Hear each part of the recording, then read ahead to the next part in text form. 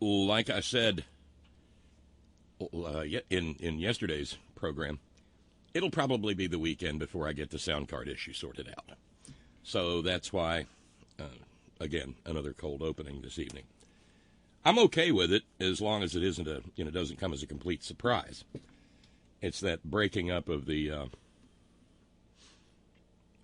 continuity that, when things are expected to work and don't, that kind of messes with me. So here we are. This program is live for those who are listening live. It's a podcast for those listening as a podcast.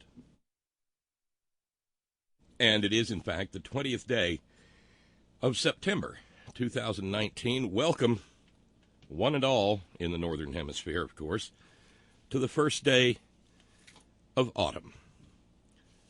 In the Southern Hemisphere, congratulations. Here comes spring. I'm deeply envious of the Southern Hemisphere right now. I know people get all, oh, I love autumn. Autumn's my favorite time of year. Ooh, the fall colors. Not me. Not me.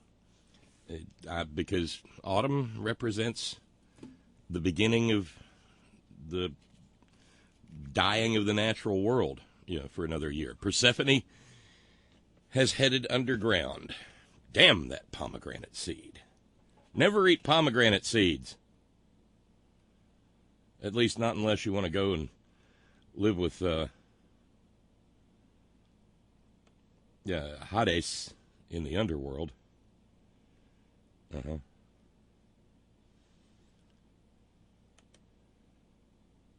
Hi, I'm Bob Kincaid. This is The Horn. Headon.live is where we live on the interweb tubes. And if you'd like to be part of the merry, wacky, zany, real-time multimedia extravaganza that is the Horn chat room, you can do exactly what I am doing right this moment. And that is to go over to headon.live and jump into the chat room. It's real easy. It's just a matter of a screen name and a password.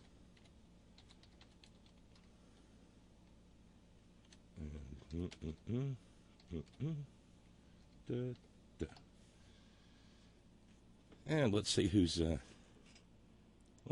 in this evening, or at least try to.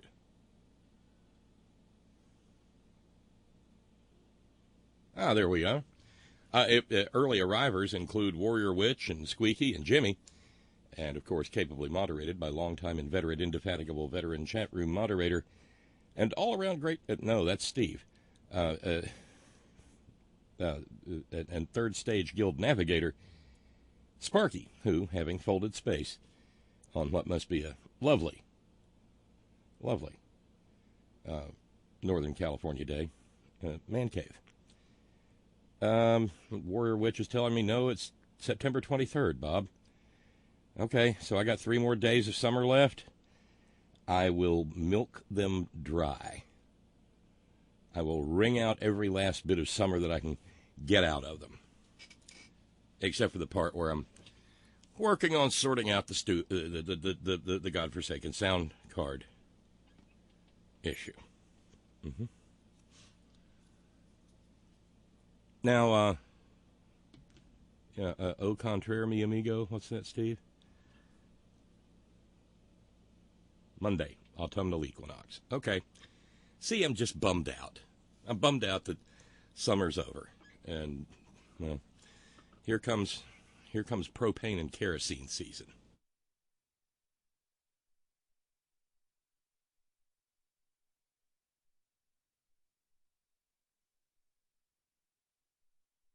But it'll have its high points. I'm sure there will be some lovely autumn days. Where are we in terms of, because this program always begins with gratitude,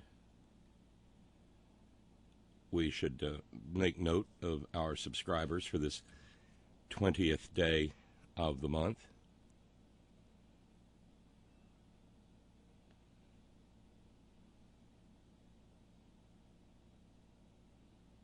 And that means sending out thanks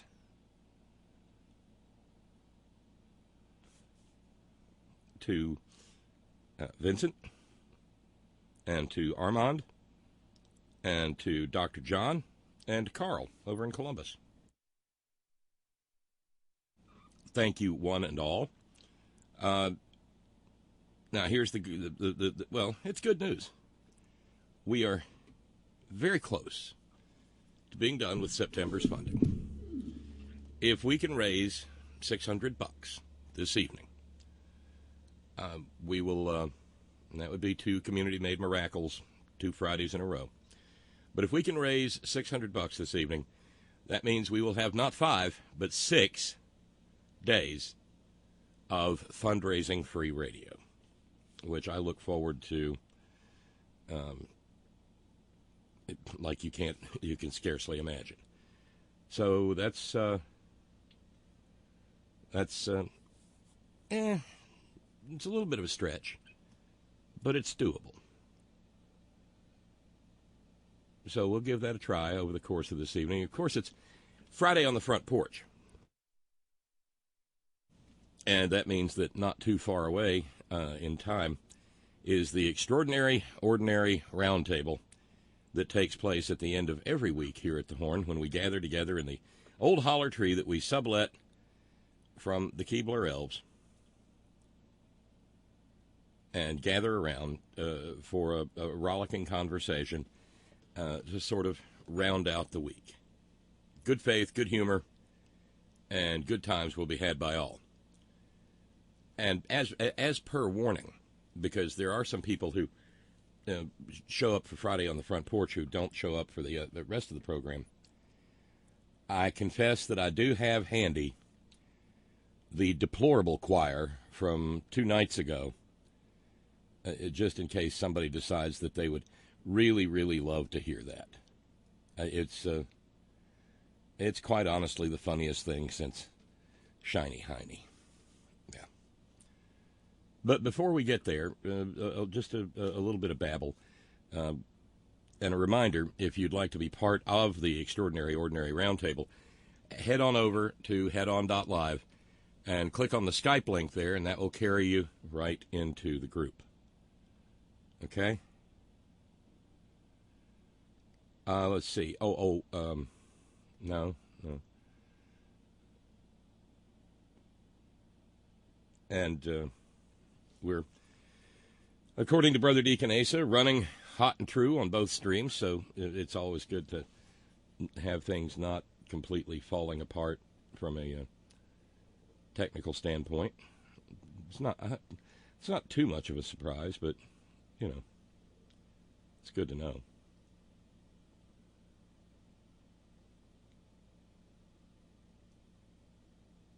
Now, where to begin?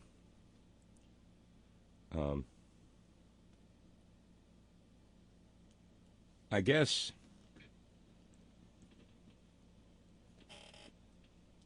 even though yesterday I put the UAW strike in front of the question of treason against this country, and I don't throw that word around lightly, treason.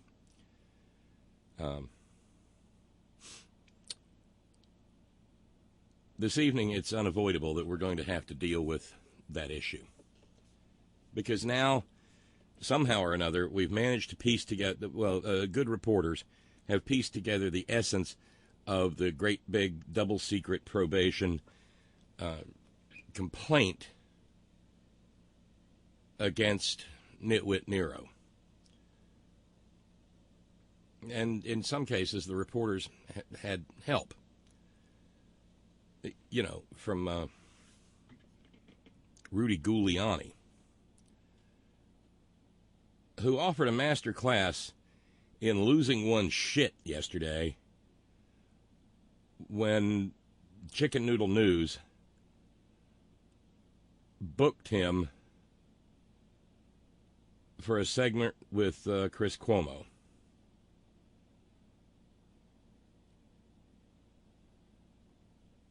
To say the very least, it was crazy.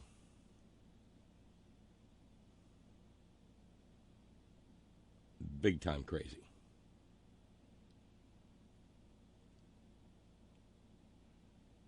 So in essence, what we do know now is that it centers on Ukraine. It centers on a dirty piece of business in which Trump was trying to use a foreign government as leverage against the candidate he is scared of. But a sidelight to this revelation is that I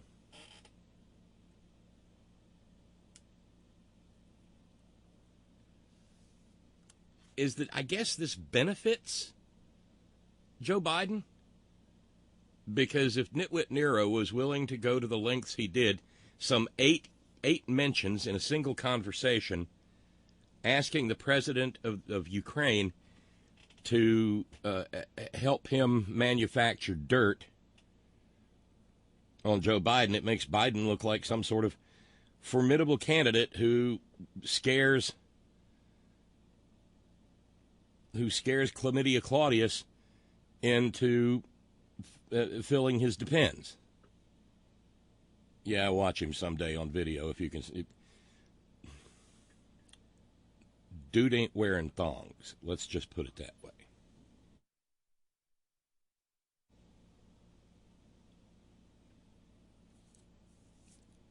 And so, because I don't think Joe Biden is that formidable a candidate against Trump.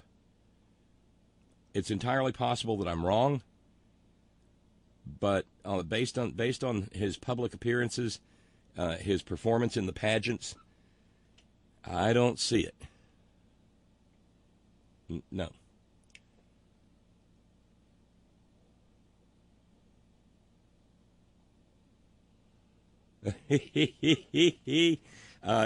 Kyle is, needless to say, upset at the prospect that I've got the deplorable choir queued up. Bob, if I promise to vote for whomever the Democratic nominee for president is in 2020 without hesitation, yes, even Tulsi, would you please never play that goddamn deplorable choir ever again? I'm afraid I'm going to need that in writing and signed in blood, Kyle. Yeah, come on. You know you really want to hear him again. You know you do. Oh, and I just had a note from Charlene, a founding member of the sorority of Lean. Charlene is offering a $150 challenge. If that is met tonight, then Charlene will throw in an extra $50, and that will mean that we will have met half of the funding goal for this evening, and that'll be a big bite out of what remains. So thank you, Charlene, for the $150 challenge. Let's see. What shall we call it? The Dear God, No, Not the Deplorable Choir Again challenge. Thank you, Charlene. Thank you so very much. Note coming in from Steve in New York. The constitutional crisis of all constitutional crises. Steve says, I've been thinking long and hard lately as the Democrats have sought to go to court to force the Pumpkin Pol Pot administration, again, that's high quality, the Pumpkin Pol Pot, can't beat alliteration, to obey subpoenas, etc. The thing that has really begun to scare me is something that few seem to be talking about, probably because those in the know are scared of the prospect. My fear is that the courts will rule against Trump, and he'll just disobey the courts. At that point, we're left with what I like to call the Hong Kong option, taking to the streets. What really scares me is that I don't think we as a country are up for that. If Trump does disobey the court, and half the legislative branch does nothing about it, we are in enabling acts territory. damn, I wish I could say that this or that will finally stop Trump, but I can't see any scenario that would surprise me. Nature may stop him. He is not a well man. But I get your point, Steve. And oddly enough, and I was going to bring this up a couple of days ago, but somehow or another I didn't quite get to it. If you saw a recent column by Robert Reich, you would note that in it, and it was only published in the last few days, he says everything that we've been saying, that I've been saying for several months now.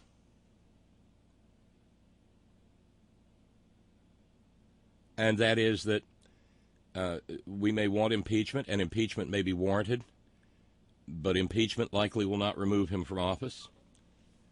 And that the 25th Amendment should be a viable remedy for removing him from office, but it has to be used. And it jibed exactly with our discussions here. So that's a sort of a feather in our cap that we got stuff right way before it was even written by somebody who is known for his obvious genius.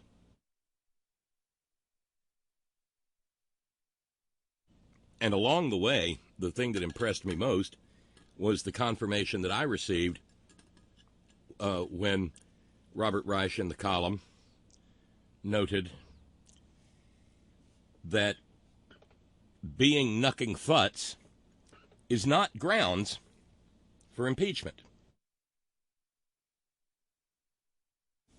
Being deeply mentally ill is neither high crime nor misdemeanor. Neither is it treason nor bribery. So, crazy won't get you to impeachment. It could get you to Section 4 of the 25th Amendment, but that would require Mike Pencilneck Geek to be willing to do his job.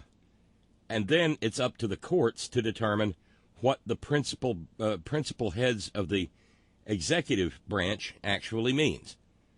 Because, as Robert Reich noted, the word cabinet does not appear in the Constitution.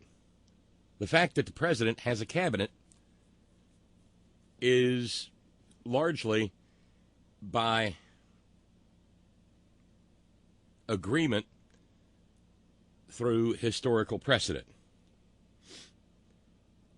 And when Steve says that at that point we're left with what I like to call the Hong Kong option, taking to the streets, and he says he's scared because he doesn't think we, the people of the United States, in order to form a more perfect union, are up to that task, and I agree with Steve.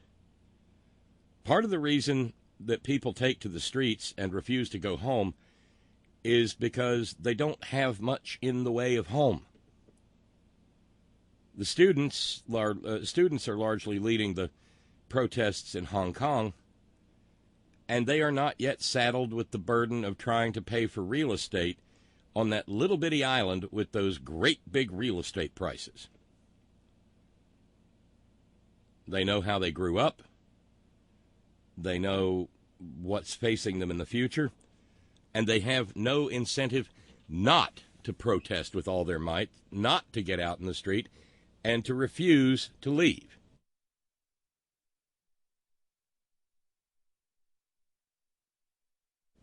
Contrast that with the American people who are eaten alive with debt.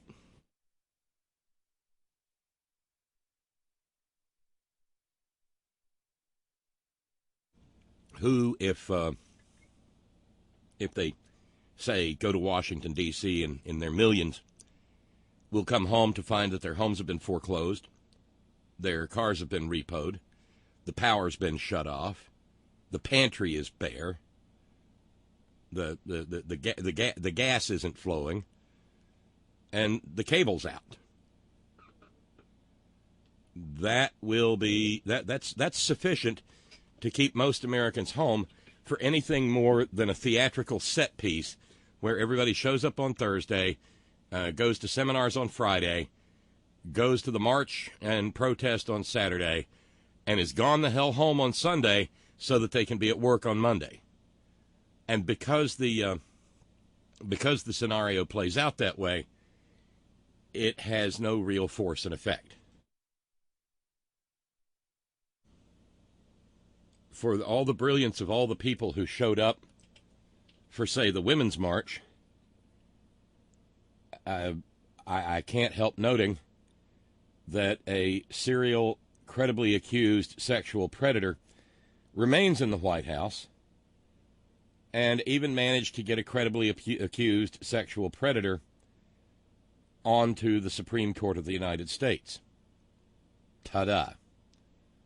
I'm not trying to take anything away from that march.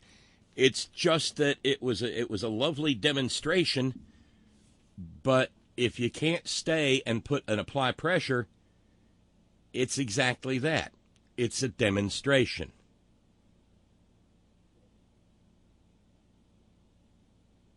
A demonstration, by definition, means that you are showing force that you are willing to bring to bear. The problem is, no one can bring that force to bear. I mean, yeah, it played a role in the blue wave, without a doubt. But in terms of immediate impact and immediate change, no. It's not the Prague Spring. It's not the Velvet Revolution. It's not the revolution that toppled Nicolae Ceausescu from rule in Romania. And it is most assuredly not Hong Kong. So I completely understand what Steve in New York is getting at. Thank you very kindly to Richard. Thanks to Richard, we are now only $140 away from meeting Charlene's "Oh hell no, not the deplorable choir again" challenge. $140. Thank you. Thank you to Richard. Dave, writing from the blind, reporting with earplugs nearby from the blind. Speaking on behalf of Crazy Dave's Crucifixion and Monitoring Service, I've never heard the deplorable choir, and I've been thinking we need to add a little musical touch to our crucifixions. So if you could give me their demo tape, or at least the snippet of it, then I can take it to my board of directors, and we can vote on it. If I could ask for another $10,000 for musical accompaniment alone. Well, Crazy Dave's Crucifixion and Monitoring Services. I will try after the program, Dave, because he's crazy. I'll try to make sure that you and the board of directors of Crazy Dave's Crucifixion and Monitoring Service receive it promptly.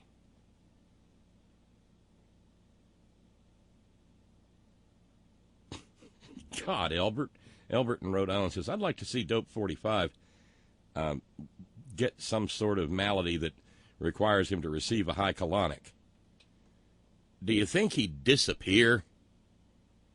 You know, because, yeah, it would be a lot less, it would be a lot less visually appealing than, say, the end of Dr. Doom. Was it Dr. Doom? No, the bad guy on Roger Rabbit, who, yeah. You people. And see, this is the little rabbit hole you go down when you start contemplating things like, is he really that scared of Joe Biden? Flavio asks, what if Trump really wants Biden to be nominated because he believes he can beat him? How do you think the Trump team is going to go after Biden? How easy would it be for them to go after Biden? I think somebody like Sanders, Warren, Harris, to name a few, who can spar verbally with Don the Con, would beat him. Biden? Really? Well, what if they want us to think he's afraid of Biden so that Biden will win the nomination, but he's not really afraid of Biden.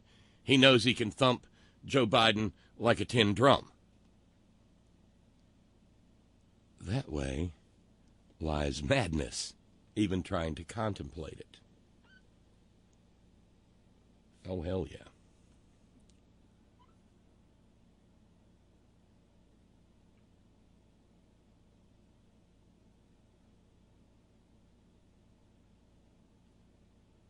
And in addition to the $150, Dear God, No, Not the Deplorable Choir Again challenge, courtesy of Charlene, we will add another $38 to it, courtesy of Tracy. In honor of my 37.6-pound weight loss since June and the 5K that I'm running tomorrow for Homeboy Industries, I'm going to round up to $38 for a challenge for you to entitle however you want. Okay, so that's the $150. Oh, my God, not the deplorable choir again. No, really, I agree with Charlene, not the deplorable choir challenge, courtesy of Tracy. And so there's $140 to go on Charlene's challenge, and then we'll get after Tracy's at $38. And we get nearer and nearer to wiping out the fundraising goal for the month of September, the whole month of September.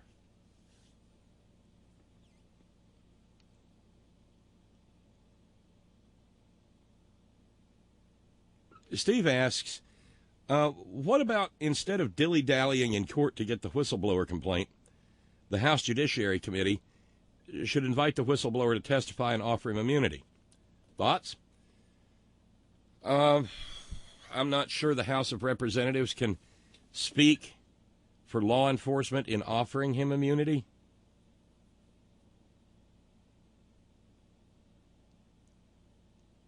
Because, again, the Congress has no law enforcement powers save its power over its own physical premises. And then there's the question of how you protect the whistleblower once said whistleblower has been identified and has to be protected from all manner of maggots. What happens if the whistleblower testifies and Bill Barr then orders some of his goons to go after the whistleblower? Gun battles in the streets? I mean, and I'm not being sarcastic. How do you accomplish that goal?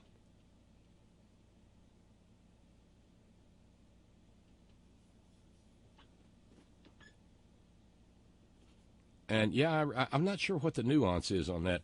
Didn't they offer Oliver North immunity? Yeah, there was something there. But that's going to take a little bit of research.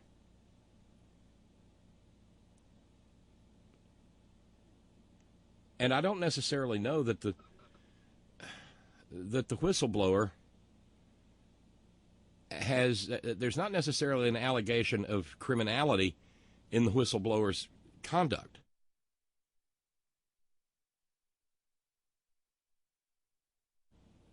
And in fact, there are jurisdictional issues relating to the Intelligence Inspector General.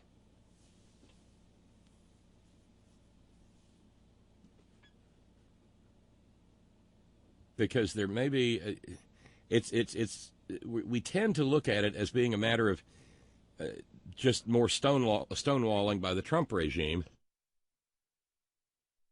But recall that the whistleblower, what we do know, is that the whistleblower is a Trump political appointee.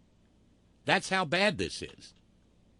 This person was appointed by Trump within the administration and still was so freaked out by this that they went to the IG.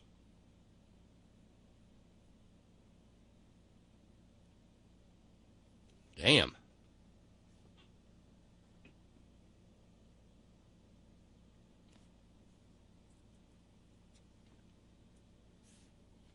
and there is some serious freaking out going on, let's just go over to the Rudy Giuliani school of losing your shit on national TV. That's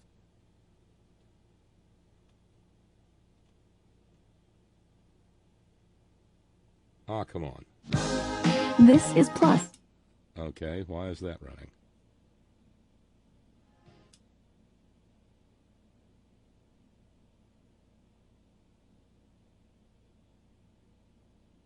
We'll get there in a minute. Ask you about. I So appreciate you got to your ask take somebody on it. else about that. I will. I don't know the answer to why it was released, but I find nothing wrong in what he did. I find You a don't lot even know wrong. what he did. I find a lot wrong in what you are covering up, believe and me, what you I'm well continue aware. to cover up, and what your network continues to cover up. And I'm telling which you, will you make give me what, proof of what you found. I have will proof. vet it and put it Go and give it to look, me. Go look at Joe Biden. Oh my God! Not only is it a fascinating study of what it looks like to lose one's shit on national television, it has elements of comic farce to it.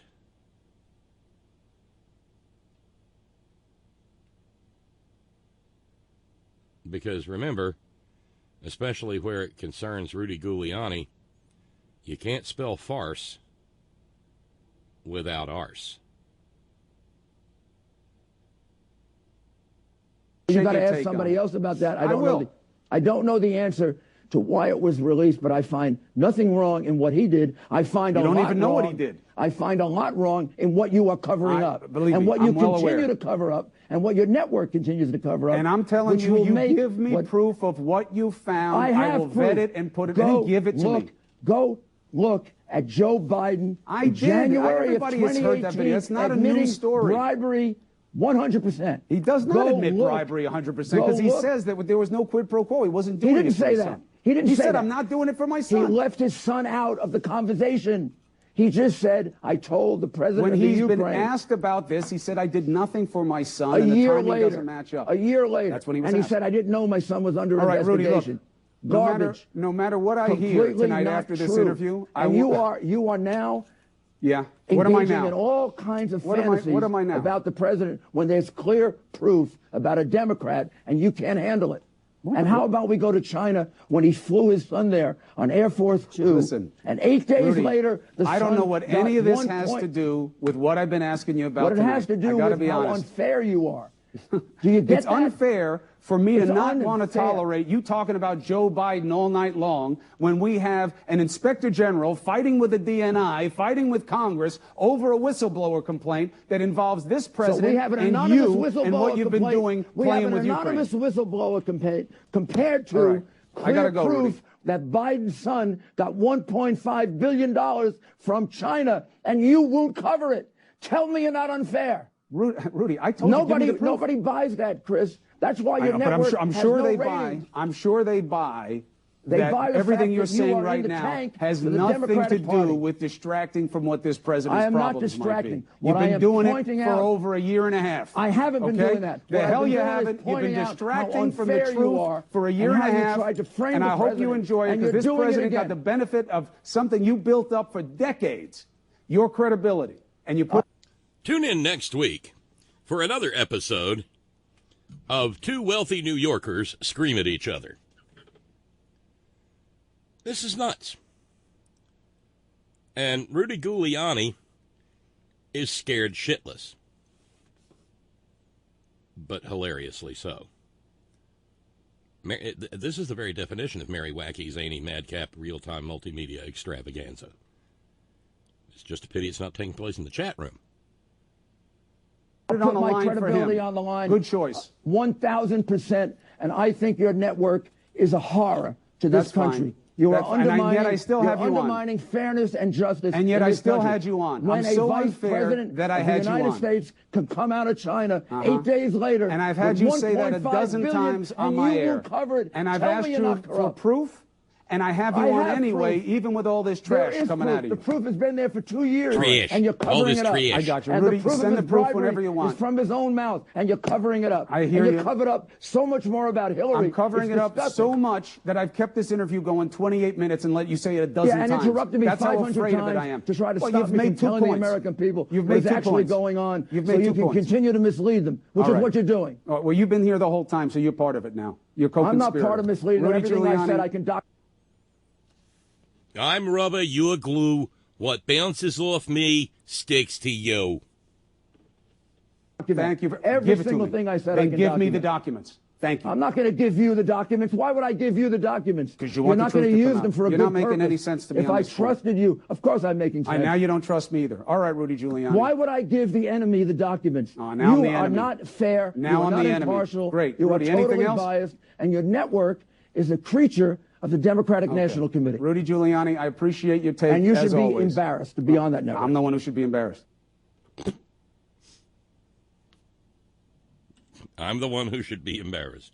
I'm so embarrassed. However will I handle all of the embarrassed that I am?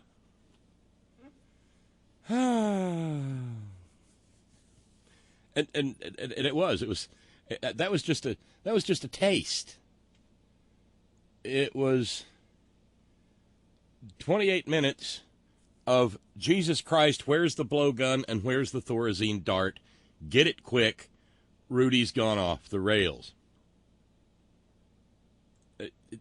I guess there in the Giuliani household, every day is Thanksgiving. And every day, Rudy is screaming at the end of the table. Just wow. And, everybody today, in the last couple of days, everybody has had a take on this expanding, mushrooming. Probably shouldn't have said mushroom. That's going to make people think about. Oh, it made me think about. Yuck! Scandal. Yes, everybody has had a take. But not just everybody has a take that somehow manages to make the entire thing all about themselves. No, not just everybody. I mean, CNN's Jim Acosta did a good job breaking down the bullshit. No doubt about that. Various and sundry former government officials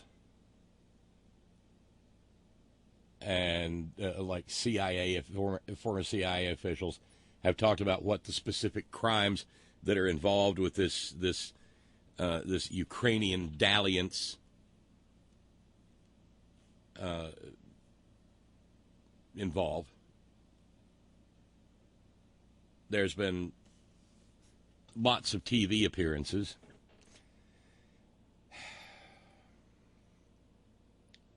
But to get all Miss Mayella, it all comes to nothing, Mr. Finch. It all comes to nothing if it does not result in action.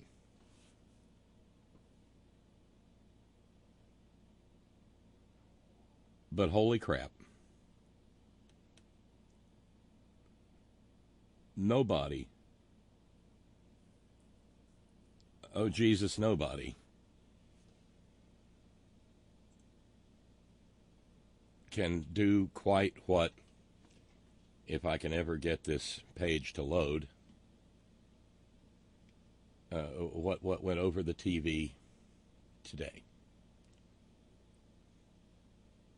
Now, meanwhile, those rock-ribbed Republicans who are, never Trumpers, people like Max Boot. By the way, never turn your back on a never Trumper, because tigers don't change their stripes, and neither do skunks.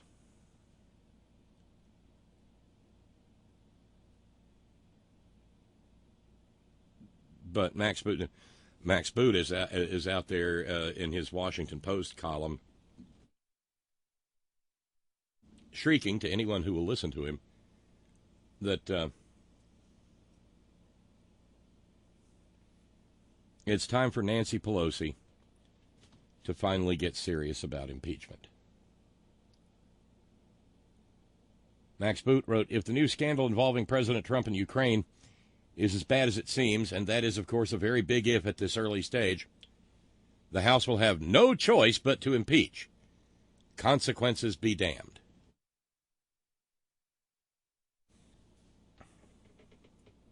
Trump has already won an election once with foreign help, Boot wrote. If he's now misusing his office to force a foreign leader to help him in 2020, the House would be compelled to impeach even if the Senate wouldn't convict, simply to show that Trump is not a king who can violate the law with impunity. But obviously a great deal of evidence must still be collected despite an administration cover-up before final judgment can be rendered. There's that great deal of evidence part again. The part where we're still waiting for courts to do what courts are supposed to do, if in fact we have a functioning court system anymore at all in this country. So, Max Boot had a take and it didn't suck. But when it comes to takes, well, nobody can approach the steaming, searing hot take of John McCain's daughter. Oh, my Jesus.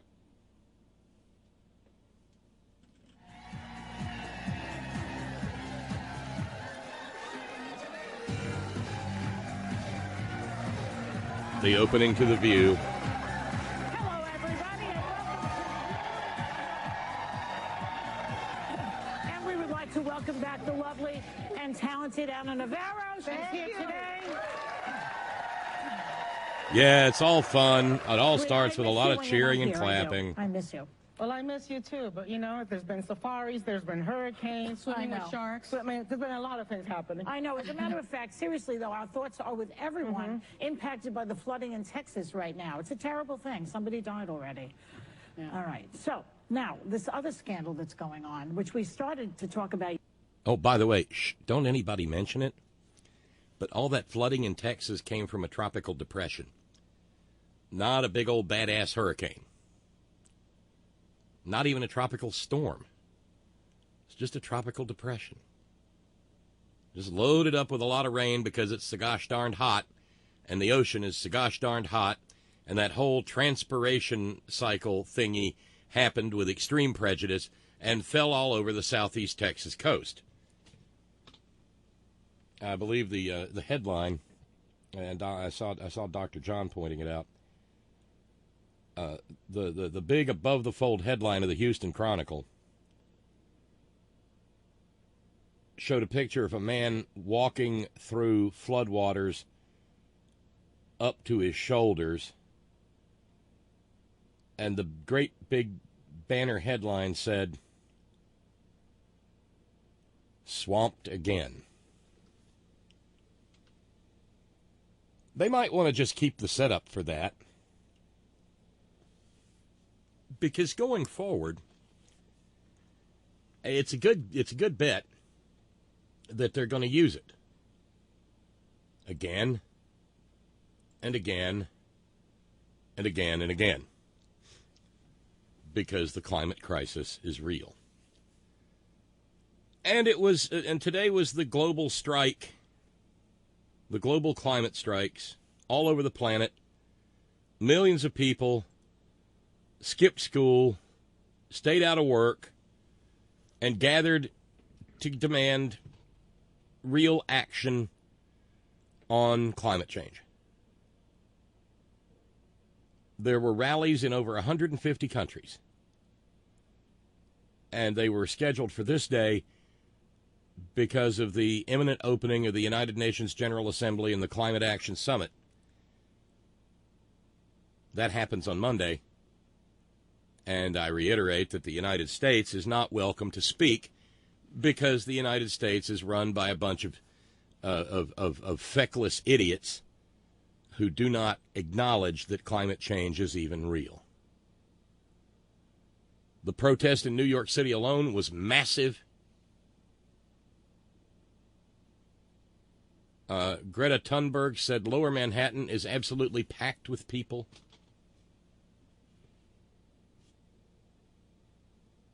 $3 million people are estimated to have gathered in those 150 locations around the planet. And that was before the sun ever even rolled onto the Western Hemisphere.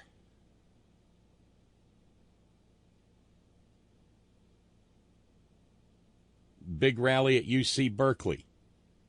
Middle schoolers led the walkout. A tremendous gathering at the State House in Minnesota.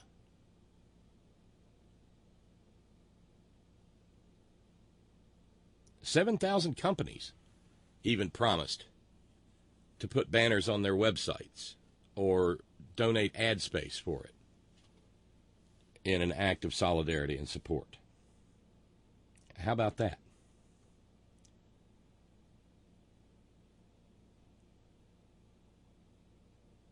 So it will, it remains to be seen if anything's going to come of it. I hope it does. I said, because, well, life on planet Earth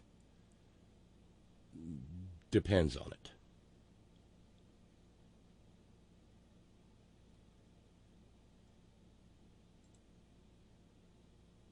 But never mind. Back to America's most self-absorbed human being. That's right. John McCain's daughter. Yesterday, but it's continuing. The whistleblower scandal is getting juicier and juicier. The latest reports claim that the complaint made to intelligence officials involved Trump trying to get the Ukraine government some speculate it was to get dirt on Joe Biden and his son Hunter. He's the one that was in some kind of a thing. I don't know what it was. Some scandal with a business thing. You're right. To help his 2020 election. This is what we think Trump is up to. Trump's consigliere, the fabulous Rudy Giuliani, was on CNN last night, and Chris Cuomo asked him if he did any. And of course, we already know this part, but what does it say when Rudy Giuliani becomes a punchline on The View? When by merely saying Rudy Giuliani, you can get a laugh out of the audience. That probably says even more than his incoherent babbling the previous night over on CNN. Digging around. Watch. Did you ask the Ukraine to investigate Joe Biden? No, actually I didn't. I asked the Ukraine to investigate the allegations that there was interference in the election of 2016 by the Ukrainians for the benefit of Hillary Clinton, for which there already is a court finding. You never asked anything about Hunter Biden. You never asked anything about Joe Biden. The only thing I asked about Joe Biden is to get to the bottom of how it was that Lutsenko, who was appointed, dismissed the case against Antak. So you did ask Ukraine to look into Joe Biden? Of course I did. You just said you didn't. No, I didn't ask him to look into Joe Biden. I asked him to look into the allegations that related to my client. Rudy, compose yourself so you can get your lies straight, okay? So, is everything cleared up now? I'm blown away. Even Nixon's assholes had more on the ball than this gang of Lulus.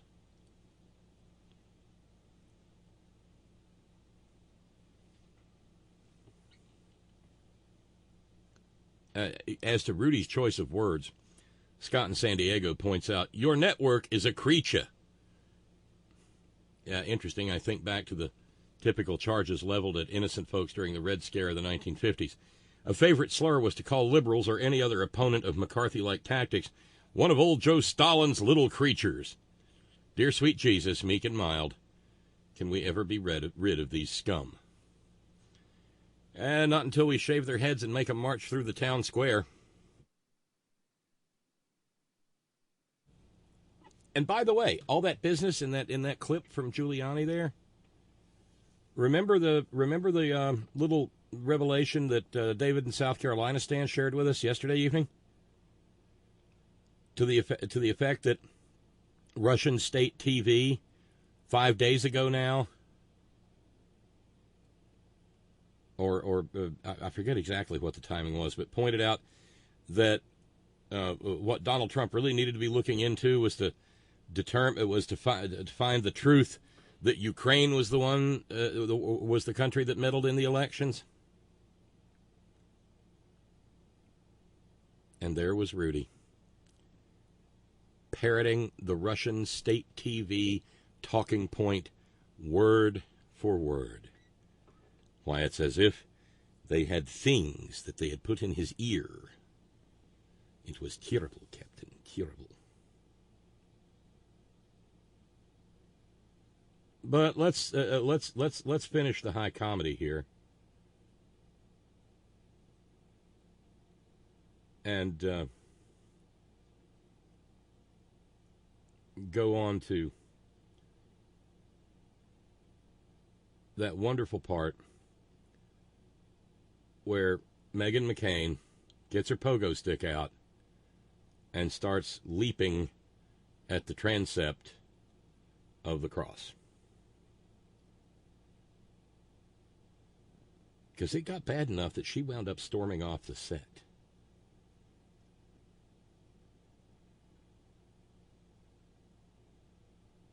Which she has become, well, I don't know, maybe she was channeling her inner Janine Pirro.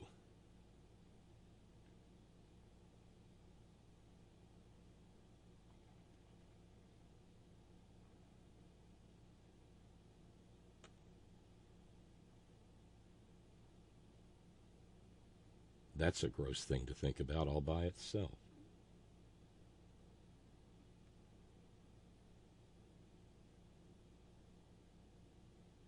Oh, God, this computer's giving me fits.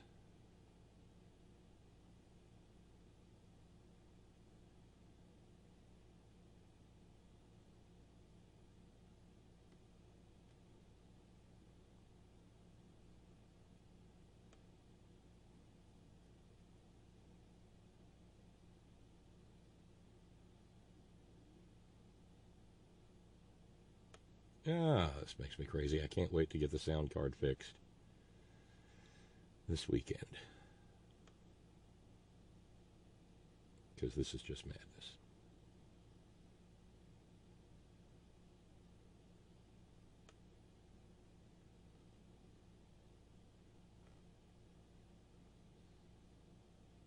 Basically, I'm operating off a different computer. Brother Deacon Asa pointing out, by the way, I don't know about the other members of the Horn Family Community Congregation, but I saw the video of that Giuliani scream-off. I swear to Jesus, Rudy's forehead wrinkles were trying to spell SOS during that entire 28 minutes. You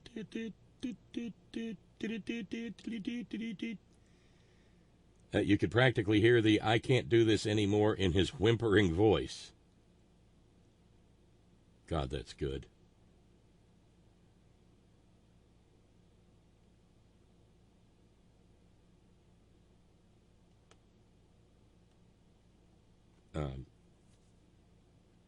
All right, is it even possible to get back to the madness?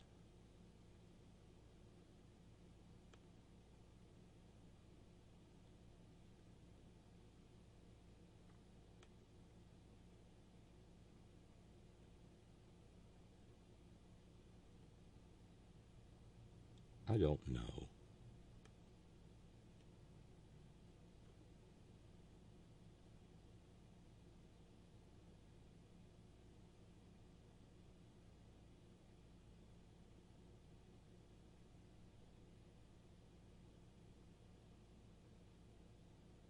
Try this again.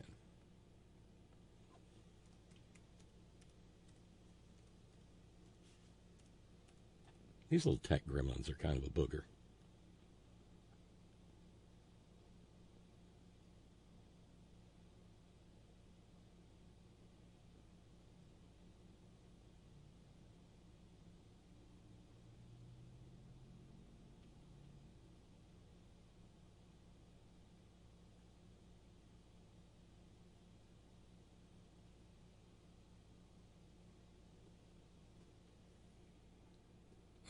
Let's see here.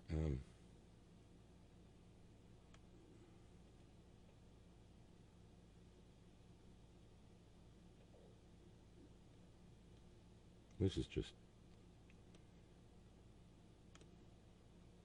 Okay, this may work.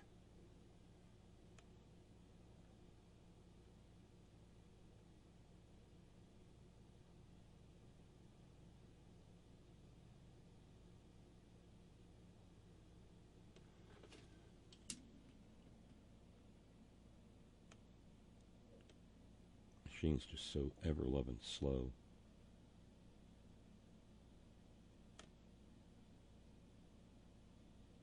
Let's cut to the chase.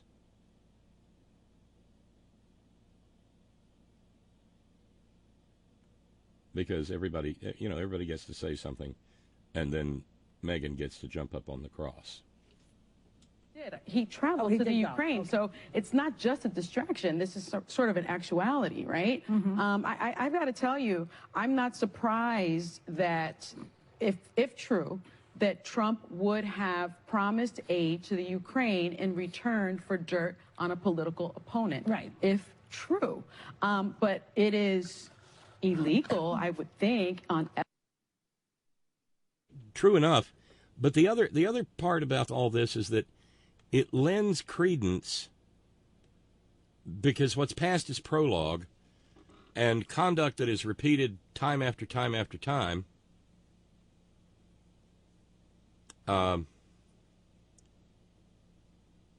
creates what the law considers pattern and practice. And so what the admission by Giuliani that he did this does is to reinforce the reality of the Hillary Clinton Russian dirt meeting at that tacky, probably bedbug-infested pile of bricks known as Trump Tower. Okay, pile of glass and steel.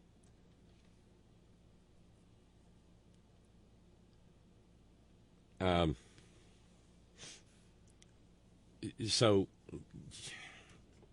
I mean, it kind of makes it a lot more, well, real. And, yeah, really illegal. Ethical, I would think, but it is something that we saw before, as you alluded to, with the Mueller report. If you look at page 93 of the Mueller report and 110 of the Mueller report, I hope everybody read it. That was one of my recommendations for ladies who get lit. If you look at those pages, it does talk about that Trump Tower meeting. It does talk about George Papadopoulos, hearing about dirt on Hillary Clinton, and the Trump campaign wanted that dirt.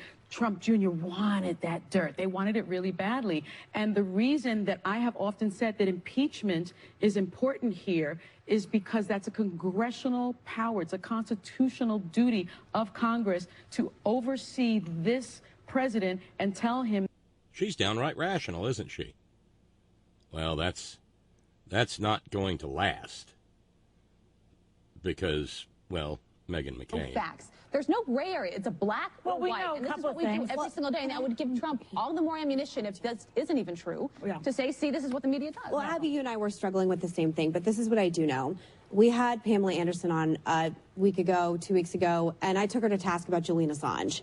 And there's a lot of liberals who are okay with Julian Assange releasing Hillary's emails. Okay, he's a, quote, whistleblower. I called him a cyber terrorist. And now at the same time, those same people are screaming bloody murder about this situation right now, about this whistleblower. I think all interference from a foreign country in our election, all of it is bad and should be condemned. And you can't play party politics with this. And there's a lot of people on the left who are doing that with Julian Assange. Are you mad at the whistleblower? I'm asking the question. I'm mad that there are people on the left that think that Julian Assange is okay, that he's some kind of patriot whistleblower when he did interfere in our election. You can see all the emails I'm on the left. I don't agree with that at all. Well, there are many people. I was taken to task by many Bernie supporters who think it's okay, people who have difference of opinions. I believe you in particular, and I don't want to speak for you because I don't remember exactly, but I know that you and I diverged on that issue, and I think all of it has to be condemned all the way around, and I get frustrated when I do that because I think all interference from foreign adversaries in our country is dangerous and should be illegal. Right. But there's a lot of people on the left that are okay with Julian Assange, but aren't okay with this whistleblower. But that's why the whistleblower is a hero in many ways, because he's... How did Julian Assange get in this? That weird right-wing libertarian dude who said he would probably be a Republican if he were an American. Where did that how did that false equivalence, what was the biological process, the bioelectric process whereby that somehow just sort of happened in her thin gray settlings that slosh around between her ears and past her brains? Protecting us from Julian Assange and released Hillary Clinton's emails. What? Julian Assange and WikiLeaks released Hillary Clinton's emails, which I believe, and I think any person could believe, directly impacted the outcome of that presidential election. People's lives in danger. Yes, and put people's lives in danger. Thank you so much. And our spies and many people in the military. So if you have a problem with this whistleblower or you think he's a hero, then you should have a problem with WikiLeaks as well at the same time. I'm with you. I have a problem with both. But the difference... Thank you so much. But the difference... What I see as a difference, though, is I think that if we don't talk about it, and I think that if there is not public pressure, they'd like for it to go away.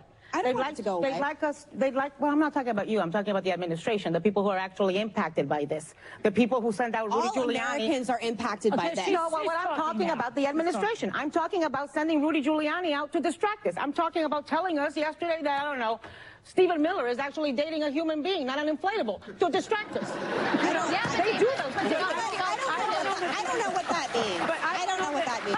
But it's an attempt at humor.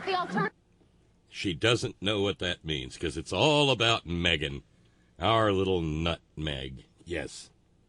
Is asking if Nancy Pelosi is going to impeach the president over this, and we don't even know what happened yet. I'm like, this is insanity. Why are we talking about Nancy Pelosi impeaching the president? There's way too much talk about impeachment. In this. That's Abby Huntsman, Meghan McCain's fellow traveler. Nope, don't say it. Don't say it, Bob. No, don't say it. Okay, not going to say it.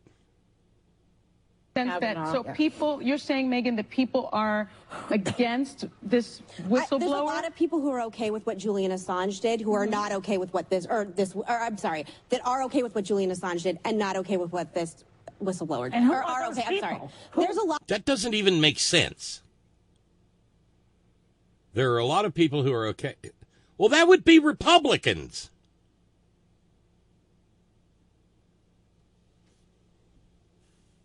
McCain, the daughter,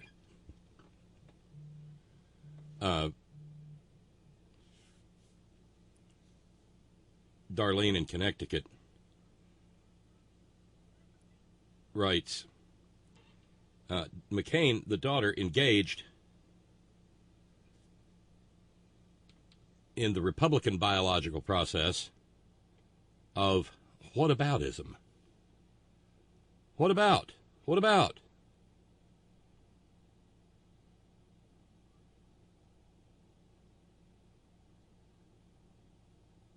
Oh, my God.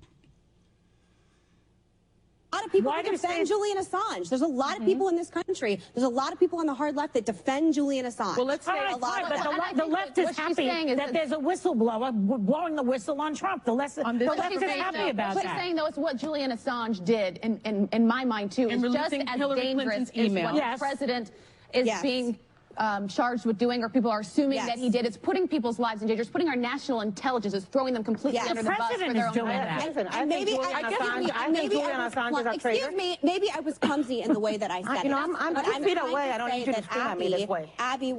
No, Nutmeg, you were only clumsy in the way you said it if you're using clumsy in the sense of the word that means utterly stupid.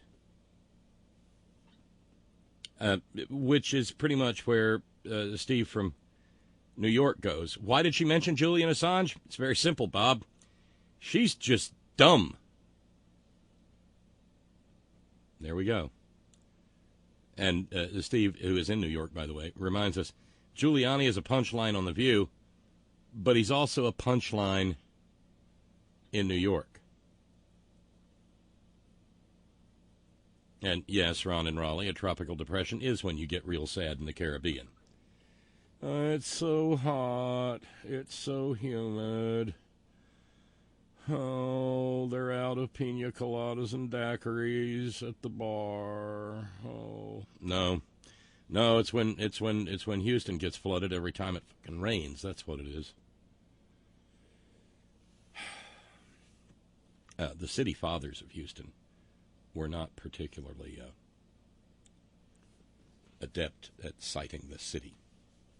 S-I-T-I-N-G, not C-I-T-I-N-G. Clarence in South Carolina says, the latest scandal, the Trump administration spin is in disarray. The timeline will expose them. The whistleblower time-stamped info will not jibe with Giuliani's accusations. These guys are in full-on panic mode.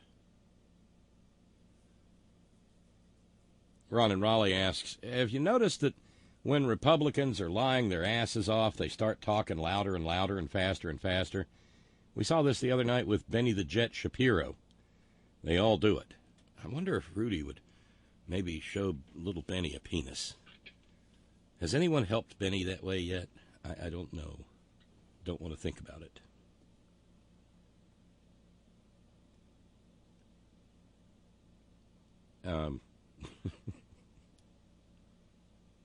Steve adds, my first inclination was to want Cuomo to just cut him off. But the more I thought about it, I think letting him morph into Grandpa Simpson was more beneficial. In those days, I tied an onion to my belt, which was the fashion at the time. Whew.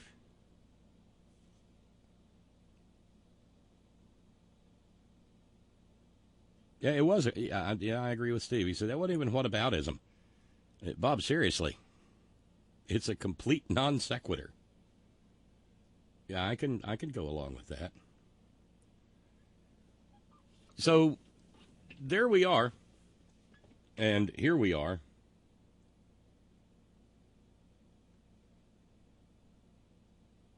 And consequently, we're past the top of the hour, and it's time to wander over to the old holler tree that we sublet from the Keebler Elves and see what's going on around the extraordinary, ordinary round table. We'll get connected up here in a minute and be ready to go. By the way, we've still got $140 to go on Charlene's Dear God, No, Not the Deplorables Choir Again challenge. $140, and hopefully we'll knock that out in the next slightly less than 2 hours. Let's see what's going on over at the man cave. Hey, Sparky. Hello. There you are. Hang on.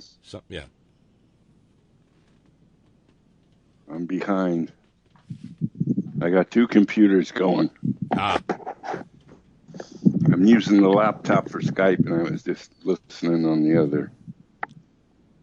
I gathered so that was probably what happened. I had to kill the other one. I got new speakers for it. That's why I went. Oh, nice. They're excellent. They sounded good, what little of them I heard a moment ago. Oh, good. But don't ask me to play the deplorable choir. Oh, I won't ask you to play it. Just because you actually heard the whole thing, didn't you? No. I shut it off. That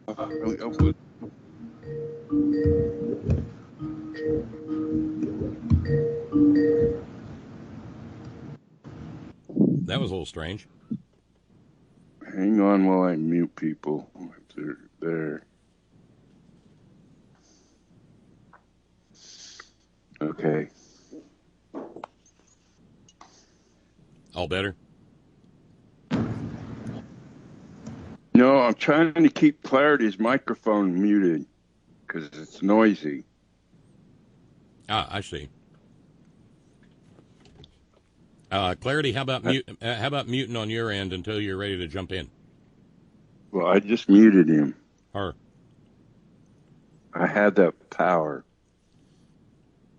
I see, but what do we do if she wants to get into the conversation? She just unmutes. Oh, okay. So, okay, it's a co-equal power. Got it. Yeah, for people that are slow on the switch.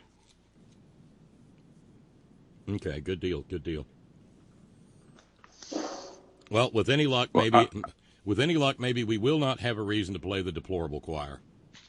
Although I thought if John Britovo wanders by, we're going to have to. You realize that? That's yeah, or send him the link. That's John Britovo material. Yeah, I don't know if he'd play that on his program though. Anyway, I'm sitting here at the north door, staring at the pomegranate tree, looking at Mount Lassen. Got a little light dusting of snow with this last rain we had, and watching the buzzards put on a gliding, a soaring demonstration over the pasture.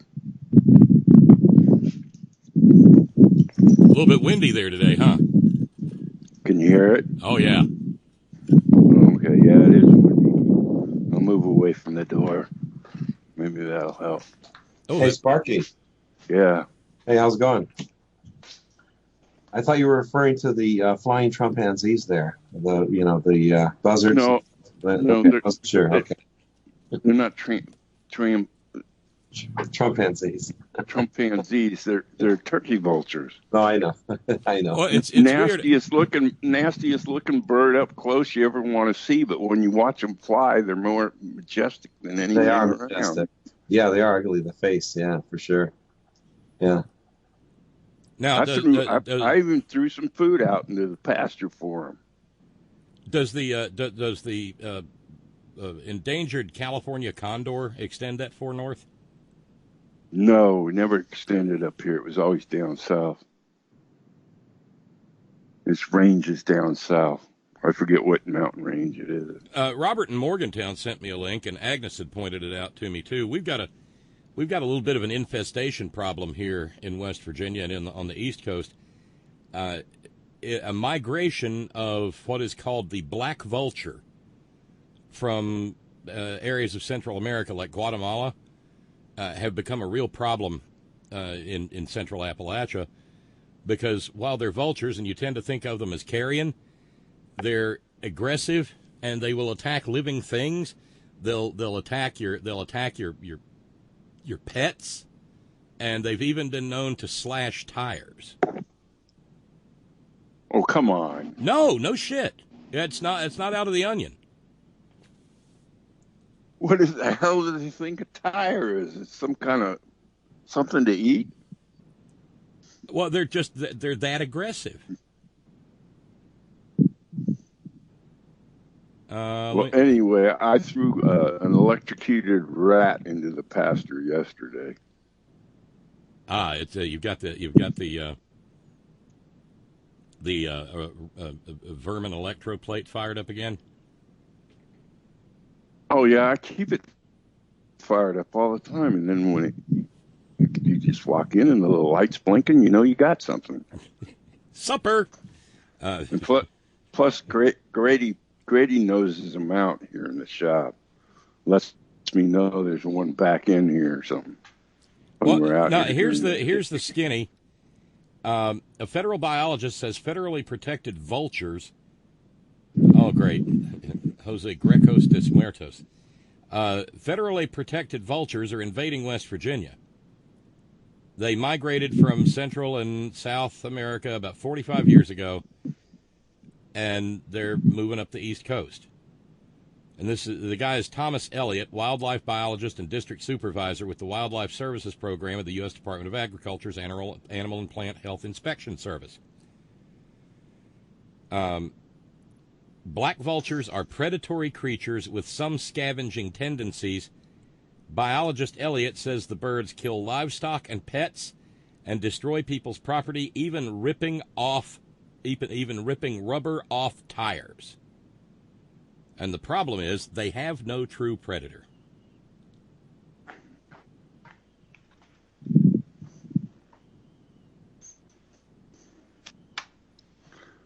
No, the hawks and stuff don't even bother them. Right.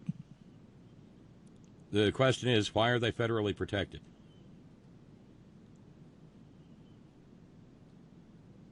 That's kind of odd. You got me. Oh, and we've got somebody over on the stress line. Let's find out who's with us this evening. Hey, welcome to the program. Hey, Bob, it's Reggie. Hey, Reggie, what's up, man? Long time no hear from Bob. And I wish that they would find Meghan McCain from the View, because since they can't control, restrain, or discipline her, or should I say check her, then she shouldn't be there. If she's expecting full-grown adults like Anna, Sonny, Joy, and definitely Whoopi Goldberg. You know, those who are in the 40s and up, who've done more things than she herself ever do her whole entire life. We know more about the world and reality than she would ever know. Well, that's just plain old wealth privilege and personality privilege. If she was who she was and her name wasn't McCain, she would not be allowed within 1,000 statute miles of that studio. Right. Just because of last name McCain, I think her father's weird, but I thought she got over the grievance a year ago. You know, maybe she's still grieving, but it's time for it to get over. It's become tiresome. And it's affecting the show and the host that have to work with her. Let alone the cast and crew members, the production, the network itself, in period. And her bosses. Their bosses. You know what I'm saying, Ron? Well, yeah, but remember, it's entertainment. Yes, that's true. It's entertainment. But she shouldn't be. That doesn't give her the right to disrespect people when they have other things that are to her. She reminds me of Dana Loesch. God, in some ways. You know what I'm saying? Well, yeah, in the way that they're both obnoxious Republicans and gun freaks. Yes. I personally think I think the end of Meghan McCain's career on The View should have been when she openly and notoriously threatened every American with gun violence if anybody tried to take her AR-15 away from her. Right. Who does she think she is? Female Rambo or Claire or somebody? You know? Yeah. Or D.I.J.? Who does she think she is? Can she use all those weapons? I've never seen her fire. I've never seen her fire. One never knows. All right, well, let's keep the conversation moving. Billable Rick, you said something a moment ago? Oh, yeah, I was just joking about the turkey vulture that... and Ron in Raleigh jumped in and said, of course, and I was waiting for it, so there's a cowbell involved. Hey, Bob, why do the vultures have to be black? Why can't they be gray? Yeah, that had to happen. Yeah, that works. So, yeah, I had a good time last weekend. Ended up going to the Kabu Festival in Del Mar with the lovely Star. And, boy, we saw some great music. Where do I start? I don't know. I probably saw like a good dozen bands, at least part of it, And the first night, the lead act was Kings of Leon. We got probably about maybe 30 rows back, okay, on there, to watch them. So we didn't get real close to them. And,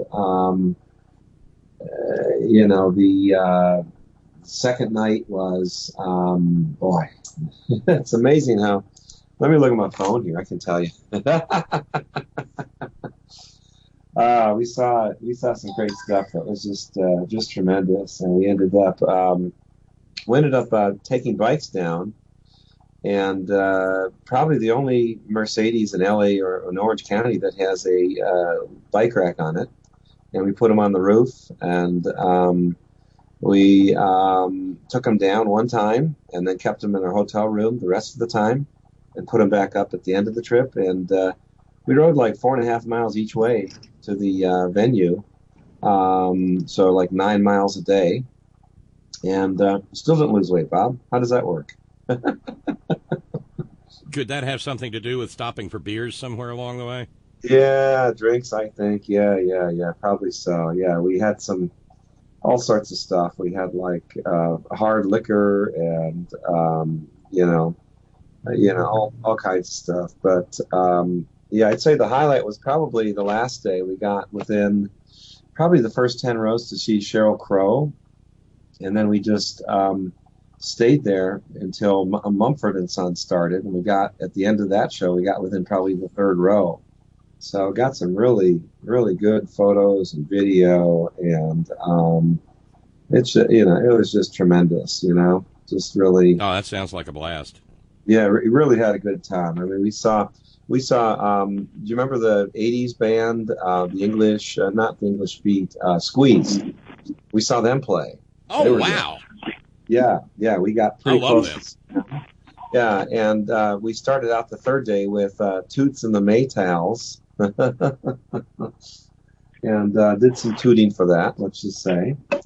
And we saw Dave Matthews the second night. He was okay. He was like, they pause like at the end of each song, like 30 to 60 seconds. It's like, oh, has the concert ended yet? It's almost like they didn't know what they wanted to play. It was kind of unusual, yeah, it was just an all around great time, I recommend it to anybody. Unfortunately, they're going to move that away from the Del Mar Fairgrounds next year because their 5-year contract is up, and they're now going to have it at the Petco Stadium where the Padres play. So I'm just kind of wondering how that's going to work, Don't know. No kidding. That means you got to go further into San Diego instead of Del Mar. That sucks. Yeah, well, as long as you stay in downtown San Diego, it's easy. You don't have to worry about bike. Well, just stay out of El Cajon. Yeah, stay out of El Cajon with the diseased little white kids. Yeah, no, of course I will. I'm not going to go there. That's for sure. No way. Hey, Rick. Wait, hold up. Yeah. What did you do to Joe? Because we were supposed to meet for breakfast on Wednesday. Yeah. And I got a text message I didn't get the text message until I actually got to the restaurant. Yeah. He sent me a text message. Yeah, I ate something bad, and so I couldn't meet you for breakfast. I went out with Rick on Tuesday night. So what did you guys do? I call hangover. So yeah. No. Joe drank absolutely zero beers or Long Island iced teas at the American Legion on Tuesday night. He was there. I called him up. It was like 9 o'clock. I said, "Hey, Joe, are you coming?" Or I texted him, "Joe, are you coming?" Because he was going to meet me there and he was going to watch the game. And he was asleep. He must have been tired. And so he called me and said, "Oh, geez, what's going on?" And I said, "Oh, come on down." And he got on his way over there. He got lost. So he finally arrived by about our 16th or 17th game when it was only almost over. There's only 18 games you play in doubles, men's doubles. And he was like pooped. And he actually, after American Legion, we went to another place they called the Rattler to shoot some pool. And he didn't want to go. So, I said goodbye to him at that point in time. So he was there all of maybe 20 minutes at that. just long enough to say hi to my the captain of the team he really likes, Brett. And then he was gone. So, anything he ate, Tracy, was not under my watch. Okay, I'll have you know that. No, you because we were supposed to meet for breakfast on I know. Wednesday. Yeah, he told me he had to cancel that because he felt bad. No, it's okay. Tracy, don't let Rick bullshit you, Tracy. He was drinking tequila shots all night and ate the worm. I know. Hey, that's mezcal. Mezcal, yeah, right. Yeah, mezcal's got the worm. Oh, who was really good? I forgot to mention Bryan Adams. I got probably within about 15 rows to see him. He's really. Oh, and another sounds thing, Rick, great. Did you go see Eddie Money sometime earlier? Because I know he passed away. So I did not see. I cannot take credit. I did not see him at all in 2019. It must have been in 2017, I think, at the Pasadena Rose. When I saw that Eddie Money died, I'm like, holy shit! Did Rick see Eddie Money? And then Rick Ocasek died not that long after. What about the Cars, Rick? Yeah. I know. Yeah. I've never seen them. Any of those guys over this year? No, holy shit. Yeah, I never saw the Cars, and Eddie Money's cancer was probably growing in him a long time before I even saw him. Oh, so. Sure. That's what. Yeah, right. That's what you tell yourself. To feel better, right? Yeah. Whatever gets you through the night. Whatever. It's sure, Rick. Right. Oh, by the way, I'll tell you what. I got my T-shirt in the mail the other day for the party. It says I'm going to take a picture of it and send it out to the a group text to the guests. It's a picture of Snoopy on a broom, and it says "Great Pumpkin Believer since 1966."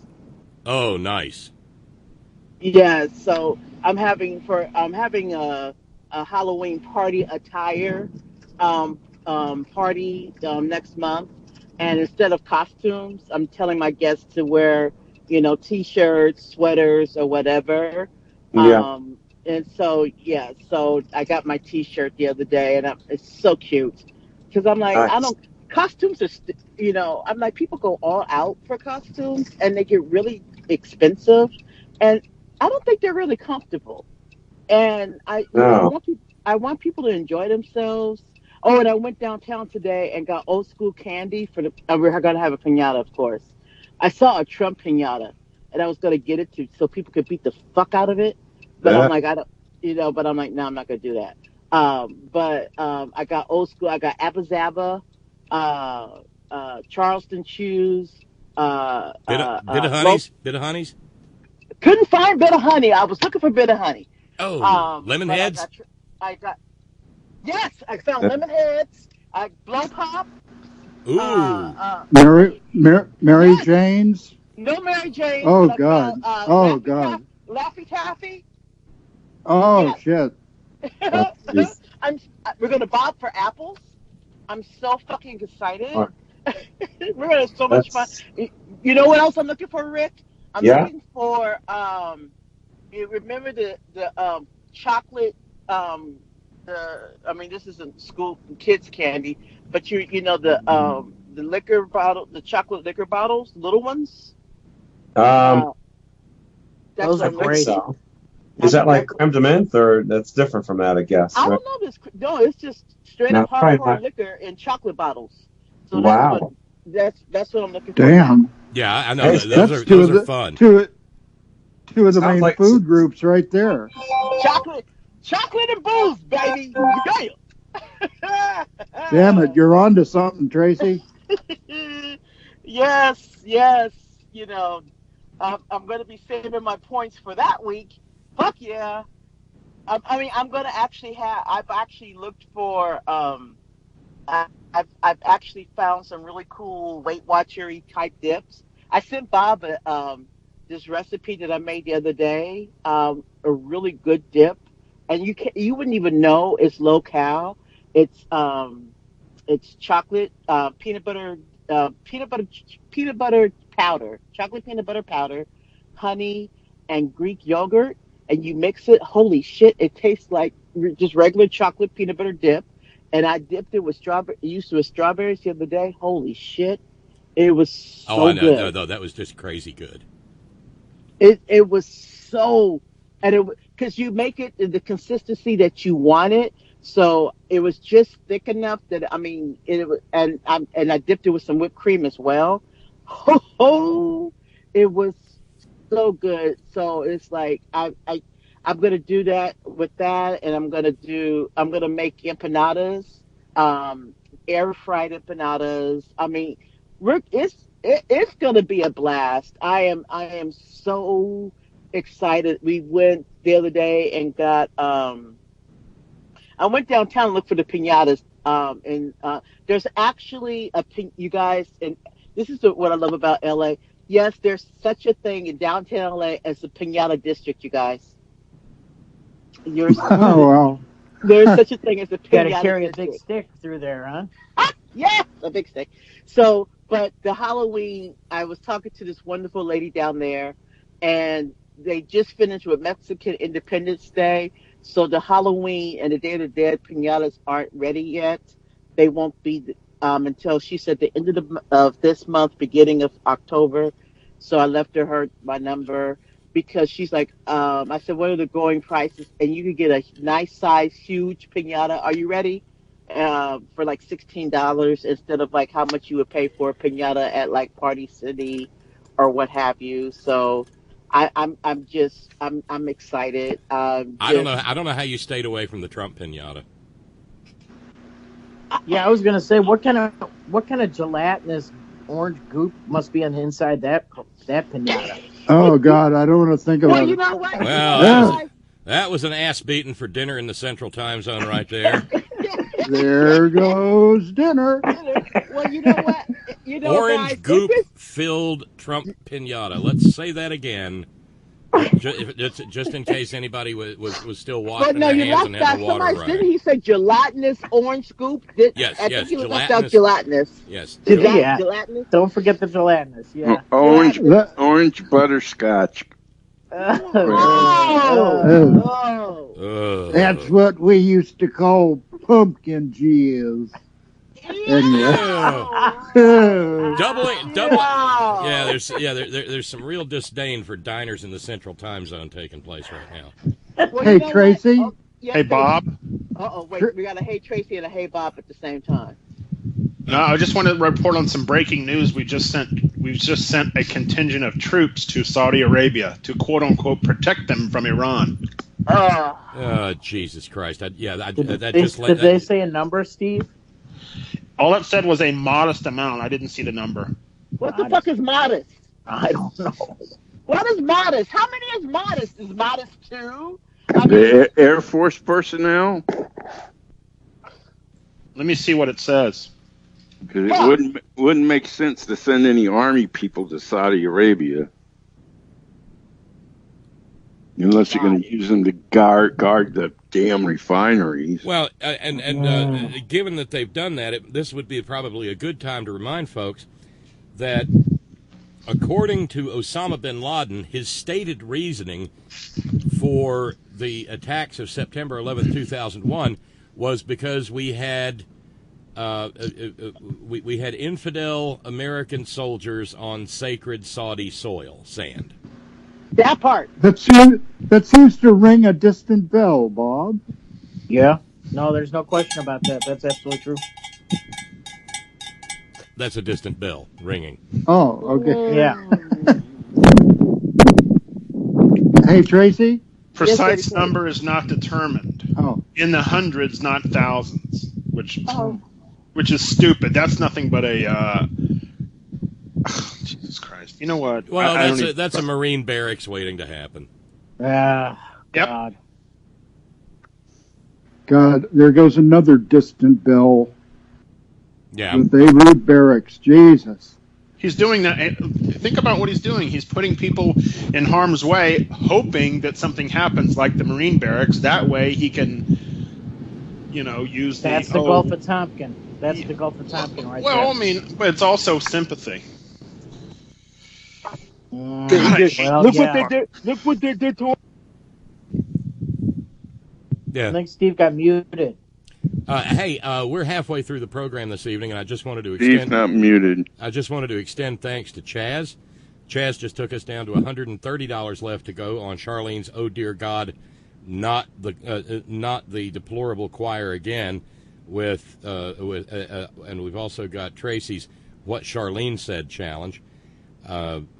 So there's 130 to go on Charlene's challenge. Then we'll go after Tracy's 38 and try to, I don't know, hour and a half. I don't know if we can knock out September's fundraising and just finish, but we can sure try. And it begins with meeting those two challenges. So thank you, Chaz. Thank you very kindly for jumping in on that challenge. You've doubled your money, assuming that the challenge gets met. Thank you very kindly. Does anybody have a clue, a suggestion as to why The View keeps her? Because you got to have a crazy conservative. Yeah, fair and balanced. They got to. She's filling the chair at the other end of the counter from Whoopi. They need somebody on there to do a tried and true Republican tactic. They will butt your ass to death. And all it does is suck the air out of the room and the time off of the clock, and nothing of value ever gets said when you've got the cartoon cat and dog going round and round in a cloud of dust with moons and stars and Saturns flying out of the fray. But here's the thing, though. I mean, she's not there just to be the conservative, because Anna Navarro is a conservative, Abby Huntsman is a conservative. I think she's there to be the dumb blonde. No offense. I mean, Yeah, exactly. Comic relief. I mean, come on. I just wish somebody. My last name is McCain. I know. You're right, Rick. I just wish someone would say that to her. I wish someone would say to her, you're only on here because your last name is McCain. Yeah. Change your last name to Smith, and you're out of here. Buster, or whatever you want to call her. Just go. Tell her. Bozo. Call her Bozo. To go back to faux news because she's a silly, incompetent. And you know what? Well, since the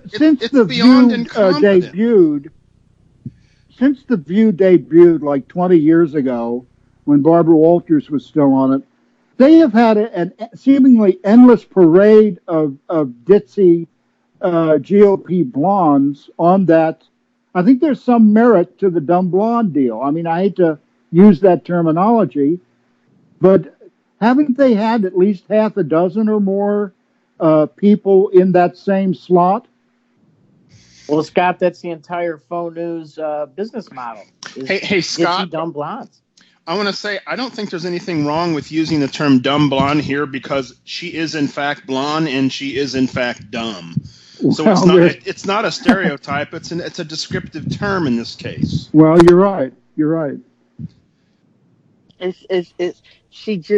She grates whenever, because Jan watches The View every day. Well, it watches her because she just has it on while she's working, and on the occasions that I'm home during the day, and it just I can't with her. Yeah, you can't. I just can't. It just, whenever I hear her voice, it's beyond nails on a chalkboard, because it's like I literally want to reach through the TV and rip her voice box out. Yeah, but to be how fair, I am with Fucker Carlson. I'm exactly that way. To be fair, though, from an art of word knowing standpoint, she is not a dumb blonde. Dumb means to be mute, and Meghan McCain is anything but mute. But mute. I mean, I would say stupid blonde. Because I think and it's beyond her stupidity. I think what irritates the fuck out of me the more, because she reeks of privilege, and that is beyond her stupidity. It's her privilege that pisses me off, because she acts as though the fucking world revolves around her, and she's as bad as Trump, because it's always all about her. Like when that tweet that Trump sent out when Cokie Roberts died, that shit. Oh God. What did he say? I missed that. Oh, how? Yeah, I did too. Oh, I never met her, but she treated me badly. She never treated me nicely. Oh, but I wish her family well. But I wish her family well. She was a professional. Does everybody know who her mother and father are or were? Oh yeah, Hale and Lindy Boggs. Hale and Lindy Boggs. Hale Boggs was on the Warren Commission. Yeah, we talked about that a few nights ago. Oh, okay. Her brother is or was Tommy Boggs, who was one of the biggest lobbyists in Washington, has been for years. And see, yeah, nil nisi bonum and all of that stuff, but the fact of the matter is, she was. They say, "Oh, she was a trailblazing pioneer." She was the height of the very worst aspects of journalism because she was an access journalist. She would let anybody say anything because she wanted access. Access. Yeah. And let's be honest here, how's she different from Meghan McCain? I mean, if she hadn't been Hale and Lindy Boggs' kid. Yeah, but no. I think she's not as dumb. No, I think she's got it. No. I think she's got a lot of IQ points on Meghan. Our little nutmeg is not the sharpest spoon in the drawer. And not only don't even say nice. She can't even. She's not even sharp enough to be it. No. That's why I said spoon, Tracy. Thank you. Not only my that. keychain has IQ points on her. I'm sorry, I'm interrupting. Sorry, I'm on mute. No, that's all right. I was interrupting. Stop interrupting my interrupting. Okay, let me interrupt long enough to extend some thanks. So thanks going out. We're knocking this thing right out. Thanks going out to Gary. Gary's with us in the conversation this evening. Thank you, Gary, and thanks to Kat. And thanks to Kat in Ohio. So let's see. We're down to $60 to go on Charlene's "Dear God, No, Not the Deplorable Choir Challenge," and then we'll start on Tracy's. So there's 60 to go on Charlene's challenge. Then we got 38 to go on Tracy's, and that'll get us past the halfway point, and nearly to the 2/3 point of wiping out fundraising for the month of September, and have 6 lovely days of fundraising free radio, which I enjoy, and I kind of think y'all do too. So yes. Yeah, so $60 on Charlene's, 38 on Tracy's, and then we'll see if we can knock the rest of it out in about an hour and 18 minutes. So there's $98 total to go in challenges, and then we'll see what happens after that. By the way, a couple of things to share. Darlene in Connecticut with a couple of comments. Great. So now we're Saudi Arabia and Mohammed bin Bonesaw's personal army. Well, Darlene, you got to remember, they pay cash. But this is interesting. Darlene just sent this along for the breaking news file. Judge orders Trump to answer questions under oath in protesters' case. It's a case involving protesters who were roughed up by Nitwit Nero's security guards.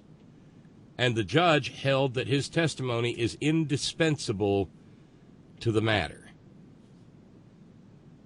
Well, he's going to lie. They'll play him the video of saying, beat the shit out of him. And he'll say, well, that's fake video. That's fake news. Do you think he'll even show up? Well, it'll obviously be challenged, but it's a New York State court judge. He won't show up. He'll claim he doesn't have jurisdiction. You might even recognize the name, Steve. I don't know how and where you practice, but New York State Supreme Court Justice, and the Supreme Court in New York is the trial court, right? That's yes, it is. Yeah. New York State Supreme Court Justice Doris Gonzalez ordered Trump to appear for a videotaped deposition prior to the trial. Does it say what county? It's in the Bronx. Oh, Bronx County. Dolores Gonzalez. She sounds new. Doris. Yeah, I don't. Yeah, Doris. I don't know that I've actually heard of her. I don't practice much. Well, I don't litigate much anymore. Yeah. And when I did litigate, it was quite a while ago. And I did a lot of shit in the Bronx, but it's been a while since I've done a lot of shit in the Bronx. Well, here's what makes it interesting, because trial is scheduled to begin a week from yesterday.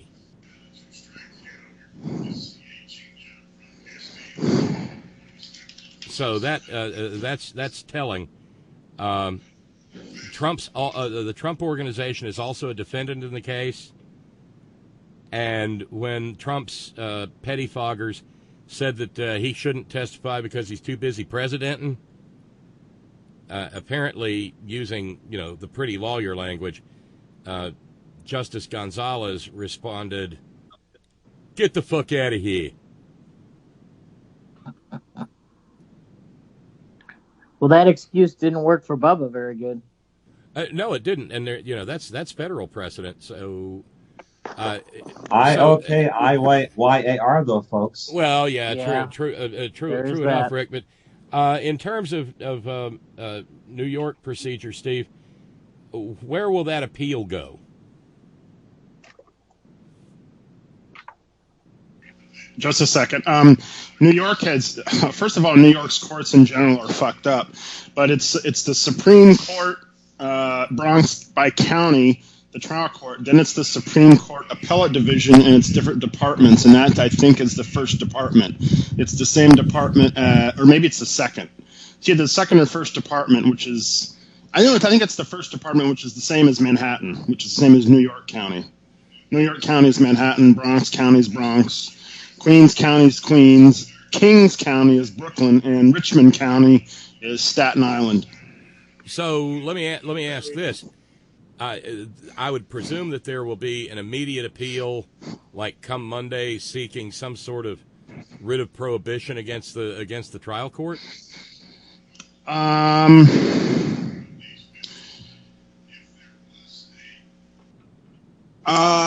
I don't know that would be an interlocutory appeal, and while generally states are a little bit more lenient on interlocutory appeals than the feds are, I think you essentially have to get court permission to do that.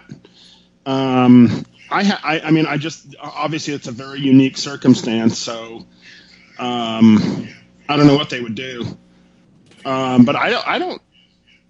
I mean, it's essentially a discovery motion in order is what it is, and he'll be in contempt. I would be curious to know who his lawyers are.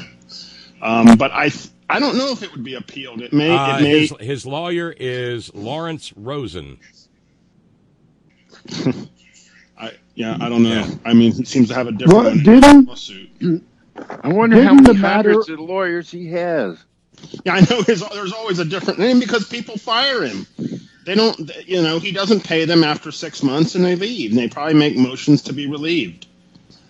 The case in question that RNC was paying all of his legal bills.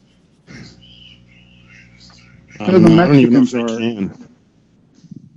The Mexicans are. Exactly. And the Saudis now. Now the Saudis are too. The case that is requiring his testifying or giving a deposition, doesn't it date back to like 2015 when he became a candidate? See, here's what it says. It says must tape testimony. So they're going to.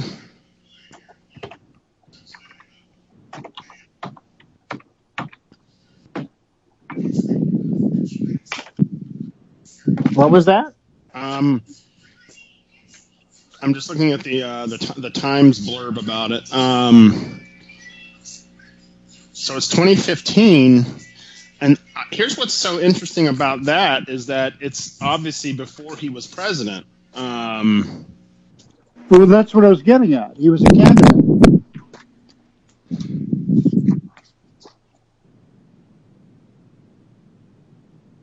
So as a private citizen, the head of a company caught up in a matter where people have brought legal action, and he, by tradition, people who have worked with him will tell you nothing happens in the Trump organization without him knowing it.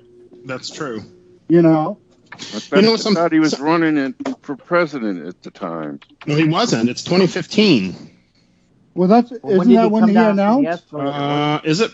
I don't know. Yeah. It's not clear. It is after he announced, I guess. Yeah. Well, I don't know. It doesn't say.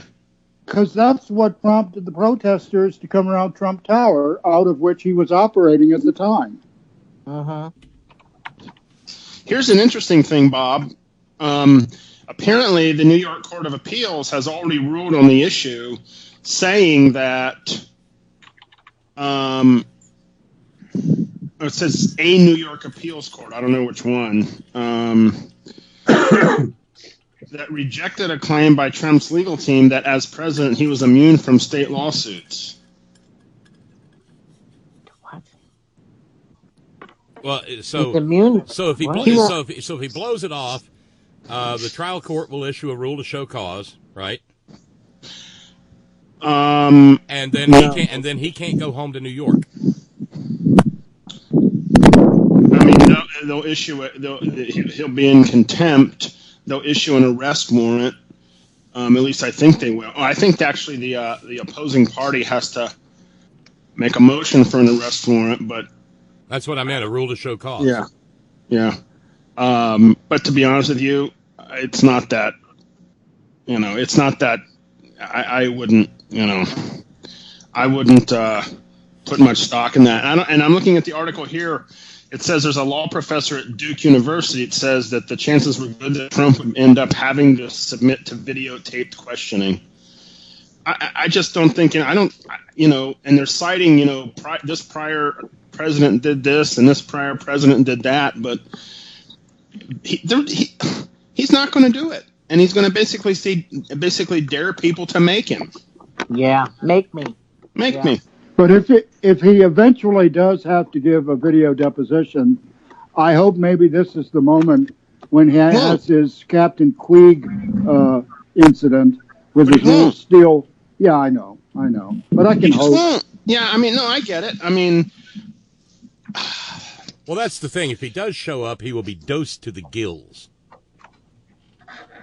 Can we talk about another lawyer that is in the news? Yeah, absolutely.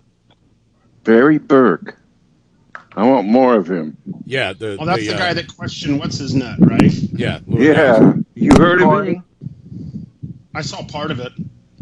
I don't think Lewandowski knew exactly what happened. Did you see when he stood up? That guy's huge. Tall. Really tall compared to everybody else in the room in that court. Well, and he knew, and he knew how to ask pointed. He's apparently a good lawyer because he had an if A then B then C line of questioning that allowed Lewandowski to paint himself into a corner. I want to see more of him. Well, I suspect we will. He's must-see TV. He better be there when they get McGahn in there. Well, that's why they changed. That's why they changed the rules in the committee to allow counsel to do the questioning. So everybody still gets to go around the room and pontificate and grandstand, but then it's nut cutting time. I'm fine with that. And he's a good nut cutter. Yeah. By the way, Bob, this is something you'll appreciate. A friend of mine just texted me. He's at the Reds game tonight. He got Marty Brenneman's autograph. Oh, how cool! For me, he got one for me and one for himself. So, that's apparently awesome. This is the last homestand. So he's winding down. So, and that apparently he and Jeff Brantley are broadcasting from the stands tonight. Oh, how fun! Yeah. Wish I could have gone, but oh well. Yeah. So do you ever get to go see the Reds when they come up and like play the Mets? I don't. I mean, the tickets up here are so fucking expensive. Excuse me. Yeah, no, they're so fucking expensive. I mean, like the cheap seats are $75 a ticket. Whoa. You know, damn. A beer is $10. Uh-huh. That's cheap in New York. That's one of the things I used to love about the new stadium in Pittsburgh.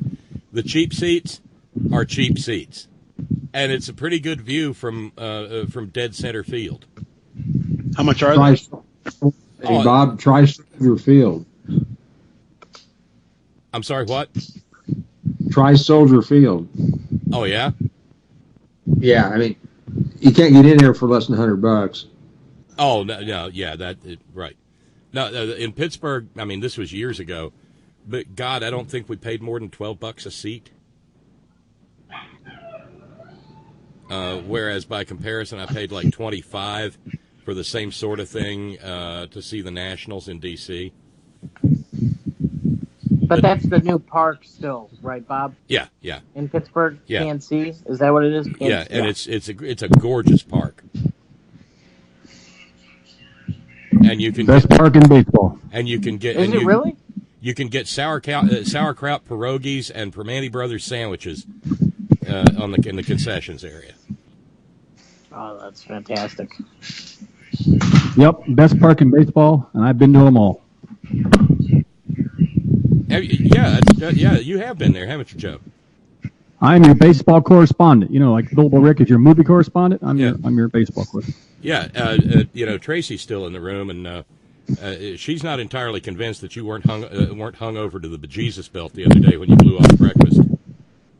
Well, Rick gave me some balls, and I think they did me in. We get to and finally we get to the crux of the matter. It's billable Rick did not admit to that, Joe. It is billable Rick's fault, and you just dropped the dime on him. But I gave Rick all the booze, and he gave me the chewables. It was a fair trade. Scott, did you have any of those too? You writing this down, Tracy?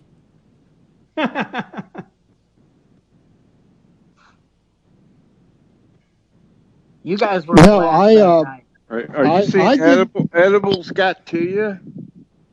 Something got to me. Well, some of those edibles, though, will creep up on you, like those Fruit of the Loom shorts, you know? But to answer your question, you get a very small jingle for that, Scott. What color was it? The shorts or the edible? The edible. I didn't have any. They were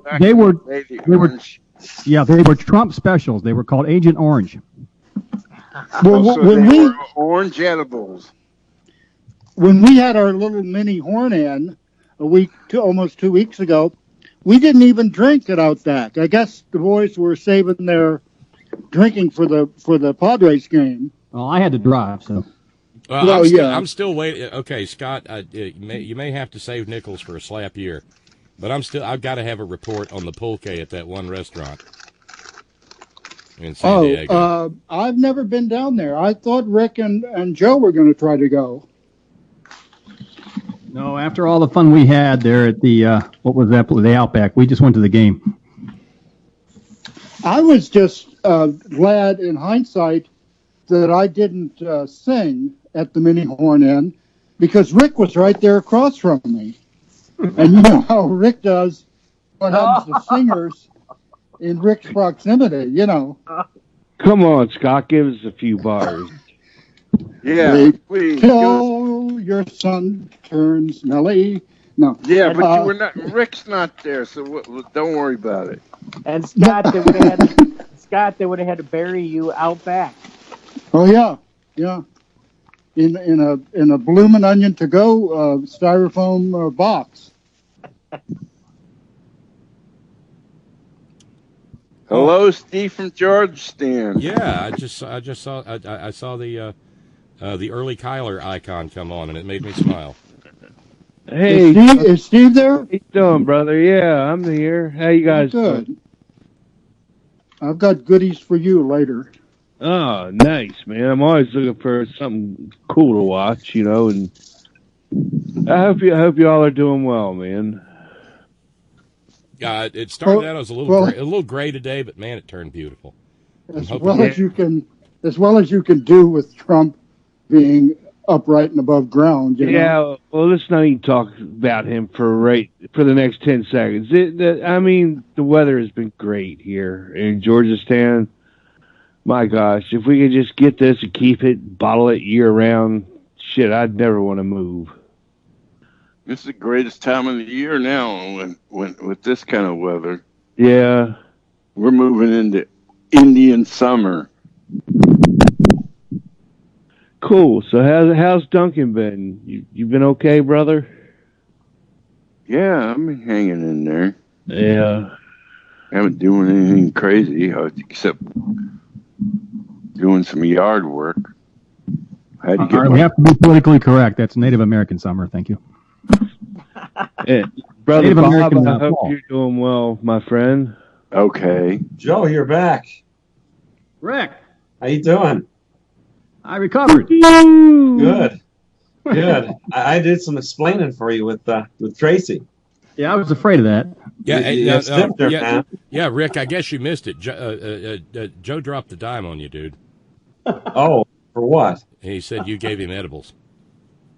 No. Yeah, I gave you booze and you gave me edibles. There's going to be a knock on your door there. I didn't even have them with me. They were with the lovely Star. They put me to sleep. I can't do those. Who wants to go to sleep? Yeah, right. Take a sleeping pill if you want to go to sleep. Come on. And see, that's the thing. I mean, for me, because geezer, cannabis is a social thing, and everybody just sitting around chewing on an edible like cattle chewing a cud. It seems to defeat the purpose. Don't bogard that dummy. Right on, Bob. I mean, it's not like you can pass it around. You don't pass around the edible, Bob, do you? Right. Like, no, here, I mean, take it from my mouth. Here you go. As just alluded to, the Little Feet did not write, "Don't chew up all the edible." They wrote, "Don't bogart that joint." That is true. Yeah, but now, Bob, it's a Sutra Mini vaporizer. There's a fat man in the bathtub too.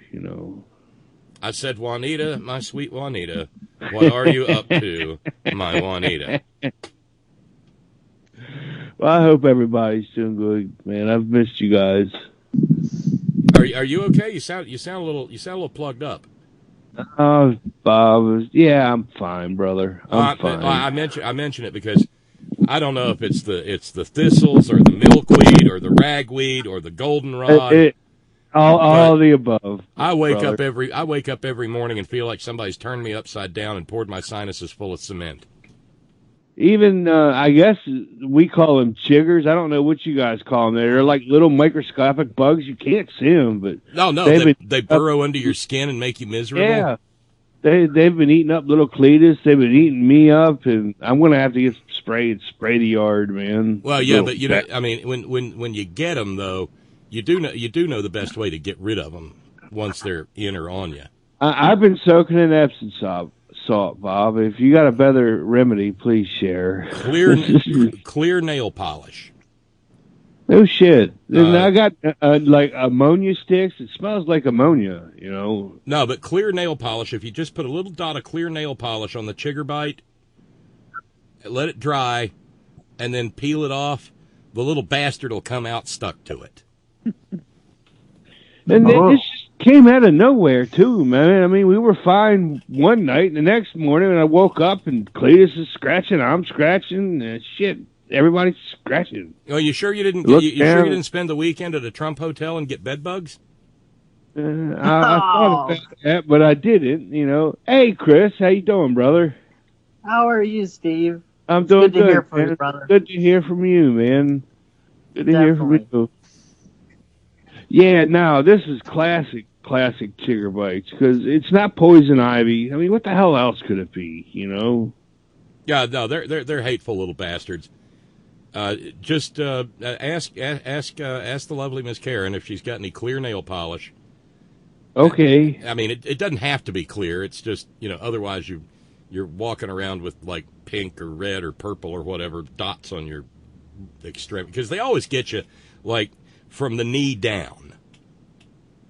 Shit, to quote a movie, I think it was War Games, I'd piss on a spark plug if I thought it'd do some good, Jesus Christ, these little fuckers are nasty, man. And they get bad, I think, when it's hot and dry, which it's been. Yes. I mean, all our ponds are drying up now. I mean, there's no in between anymore. It's either, balls out, water, or everything's drying up, man. So, Steve, who's going to win the game tomorrow night, man? Irish and Georgia. I got to go with Georgia just because I live here, But that doesn't an Irish fan, man. Same thing, yeah. Yeah, I got to go with Georgia because Irish suck. I got to. Well, yeah, I'm Georgia too, because I just think Notre Dame is consistently overrated, and then we find that out every time they play somebody from the SEC. Yeah, Brother Steve, was that you I heard on Randy? I heard you on Randy, Steve. Yes, it was me. Yeah. Yeah, I thought so. Yeah. It was funny. I was just walking in here, Steve. You did a good job, man. Good what job. What did I say? Man. You were talking about all this nonsense that's going on, and what litigation. Shit, I can't remember, but whatever. It was you. I talked about high crimes and misdemeanors. Yeah, you explained the difference. You explained the difference between the misdemeanor and so forth, and you just basically said we're headed for a territory that, we just don't know if we can get out of. Too many people, when they read the term high crimes, and they think high crimes is one thing and misdemeanors are another, and a misdemeanor is, like a traffic ticket, and that's not what it means. It's a term of art that comes from the 13th century. It means abuse of power. So high crimes and misdemeanors, you have to take the whole thing. Yeah, it's one thing. Yeah, one or the other. Well, Joe, you sound no. Good, That's brother. the whole. No, Steve, wait. It's not one or the other. High crimes and misdemeanors is one thing. So there's not a category called high crimes and a category called misdemeanors. High crimes and misdemeanors is just a phrase that describes malfeasance in office. Yeah. Abuse of power, stuff like that. Brother Bob, I could start a conversation. How much more of this bullshit we going to take? But I'm done. I've run out of it. I'm done, man. Well, whenever they throw Rudy out there, shit's gonna come down. There's about didn't he look like a total moron last night? Jesus. It wasn't just a look. Yeah. What was the spew that was coming out of his mouth too? He's completely deranged. Jesus, we've got to get rid of these fuckers. Morning Joe said he was Colonel Jessup. Yeah, on acid. Yeah. I mean, yeah. Okay, cowbell for you there, Bob. Whenever you think of Colonel Jessup, he was coherent. Might have been crazy, but he was coherent. And the thing is, it's not so much. I don't know. Maybe we can include Giuliani in our Captain Queeg references now. Was Agent an interview I missed? What happened? I don't know if anybody's been paying attention to Washington Journal, but it's went totally off the fucking rails, man. I can't listen to that shit anymore, man. I'm sorry, Bob. Well, you're the Washington Journal correspondent. I know. Yeah, you and I Todd. Can't do it. No, dude, you cannot leave Todd hanging like that. Yeah, it's too much for one man.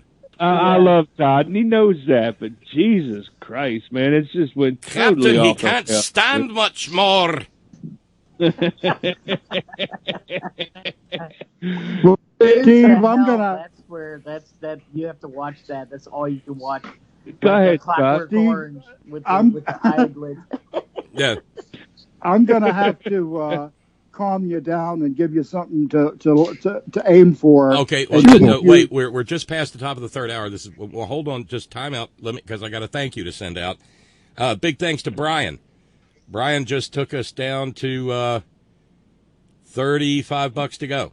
$35 to go to finish Charlene's "Oh Dear Jesus, No Please," not the deplorable choir challenge. $35 left to go on that. Impeach the motherfucker challenge. That would still out there. Yeah. Well, you remember Steve, do you know who? The other night, Tracy got it. Tracy kept it real simple and just called it the "Fuck Trump Challenge." So we got $35 to go on that, and 38 to go, and then 38 to go on Tracy's. So let's knock out Charlene's challenge, and then get to Tracy's challenge, which she's rounded up from 37 point decimal to 38 in celebration of all the weight that she's knocked off since she's gotten all healthy and swimming and running, and she's doing a 5K tomorrow. Well, God bless Tracy. Way to go, Tracy. Duncan, were you trying to address me, or? Yeah. Well, I didn't know if you'd seen the deplorable choir yet. Bob keeps threatening to play it. It's nothing to write home about. I looked them up on the internet. They're not very well, good. I've got it queued up on God and Guns Appreciation. Have you listened to that one, Bob? Yeah, that's the one I played. Oh, okay. What verse in the Bible does it talk about guns and appreciation? It's right there in Third Winchester, where Jesus says, take up thy AR-15 and follow me.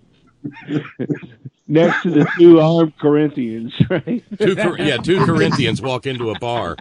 Yeah, it's a book of McGillicuddy. With guns. It's Paul's letter to the Lilliputians. Yep. There you go. Yeah. Steve, to help talk you in off the edge. Yes, sir. And I will make it a point. I have no idea what the topic will be on the Saturday morning edition of Washington Journal, but I will make it a point to fire up the laptop so I can watch C-SPAN 1, and I will make it a point to try to get in. And bring a little sanity. I've let them slide long enough. Once or twice in the past. Is that an audio hallucination, or have I heard you call in? No, my calls to Washington Journal are few and far between, but I usually make a few cogent points, and you can almost hear their heads explode out there in Red America. You know what they're doing now, Scott? They call in on all three lines. They call in the Democrat. I used to be a Democrat, but they call it on the independent line. Well, yeah. Yeah, my favorite is, I didn't leave the Democrat Party. The Democrat Party left me. Yeah. God damn those fuckers, man. Hey, Bob, I got a question. So I flipped over here. I didn't get to hear the entire Sam Cedar show today, but he started out. He said Betsy DeVos. There was a story about her. She's threatening Duke and I think North Carolina University, their Middle East studies programs, because they don't talk about Jesus enough or something like that. Did you hear anything about this story? No, the only recent DeVos story I saw was that she's going after the LGBTQ community. A big surprise there. God, that woman. God, we got to impeach her ass too. Get her ass up there in front of the committee and unleash that lawyer, the tall lawyer that's Burke talking about. Yeah, get her up in front of the committee. Yeah. Didn't he get his chops as a First Amendment lawyer? Barry Burke? That sounds awfully familiar. He sounds like a First Amendment lawyer. I don't know if Steve. Well, no, he's chief counsel to the House Intelligence Committee. Okay, but I thought he was. If you do a Google search on him, you'll find the law firm he's on leave from. Okay, but for some reason I thought he was famous also as being like a First Amendment attorney, like from, defending media or, prosecuting people for, slander, libel, that kind of thing, Who knows? You'll find his whole history if you go look on the internet. Yeah, I'll do that when I have a chance. I read a lot of it, but I can't regurgitate it right now. Bob, maybe that might be a good story to get ready for prayer meeting Wednesday.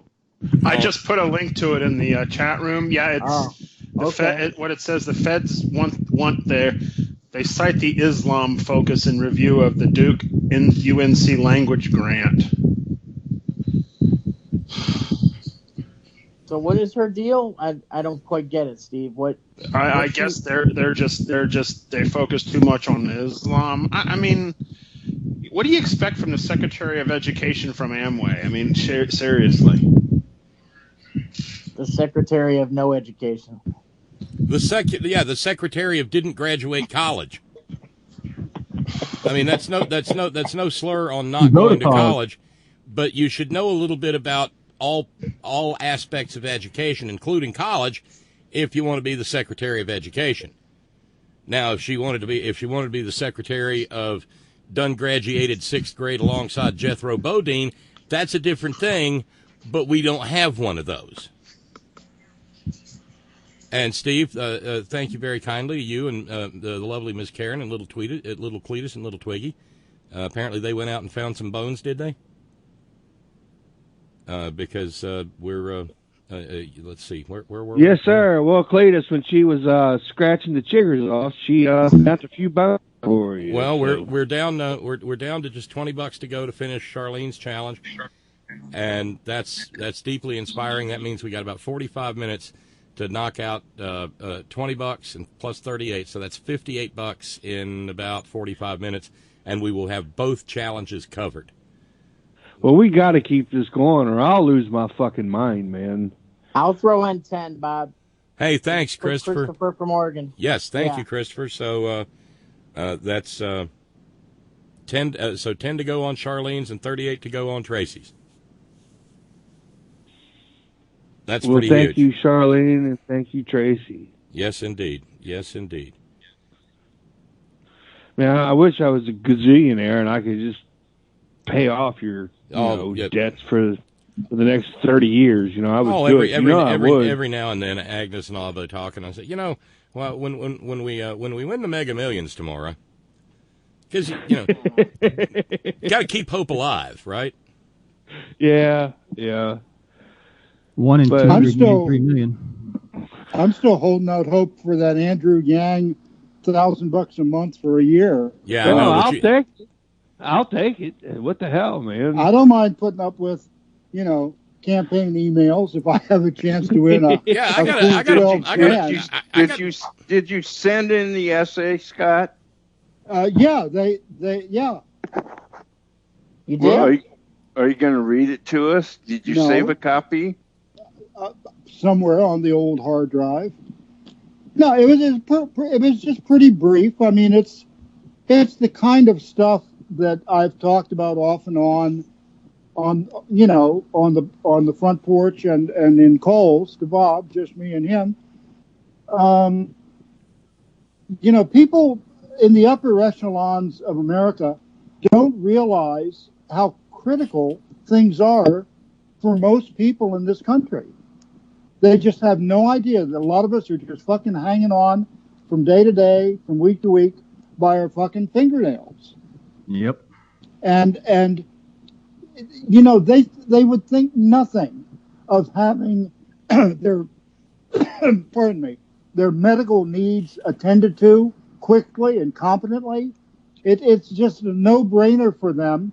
The ease with which, and Bob knows this, Jesus, the flaming hoops that he has to jump through.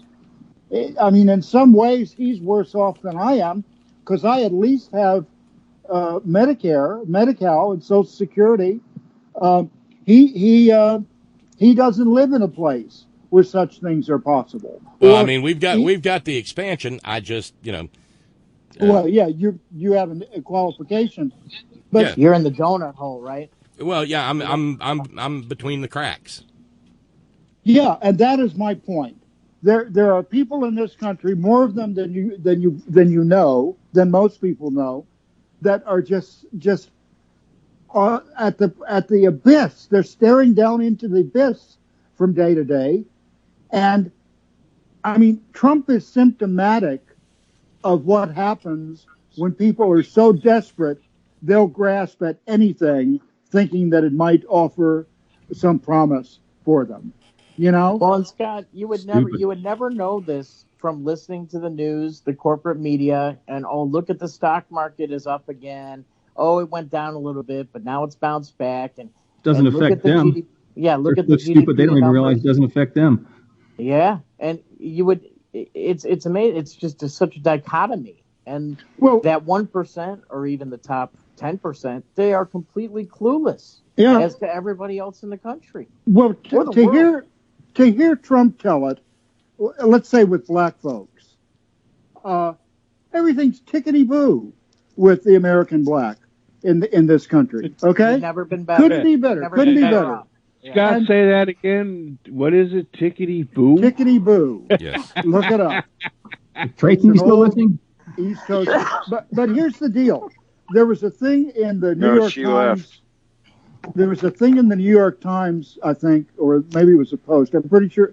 Well, maybe it was the Post. Wherever it was the Post or the Times, looking back at a debate at a college in England between James Baldwin and William F. Buckley in 1965. Oh, God, that almost sounds unfair.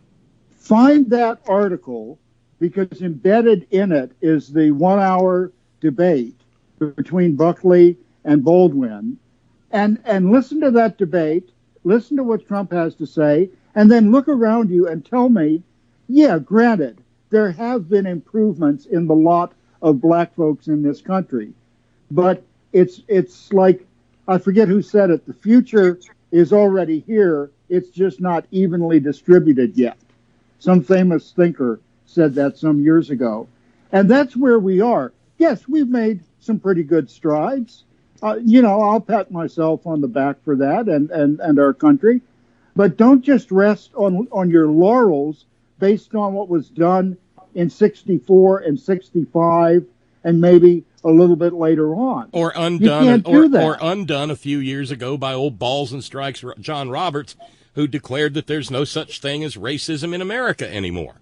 Yeah, and exactly. Look at what Reagan did to the safety net programs in this country that affected the poor generally and the black people particularly, and then look at what Clinton did, the so-called reform of welfare. The era Give me a fucking break. The era, and he wagged that knuckle at us and said, "The era of big government is finally over."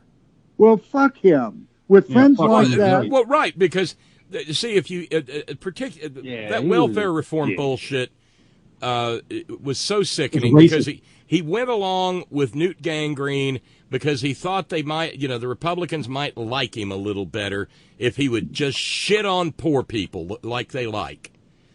And no, it didn't make a damn bit of difference. And then a couple of years back, if you go and find the story, the woman that he had standing with him when he signed the welfare reform into law is dead now.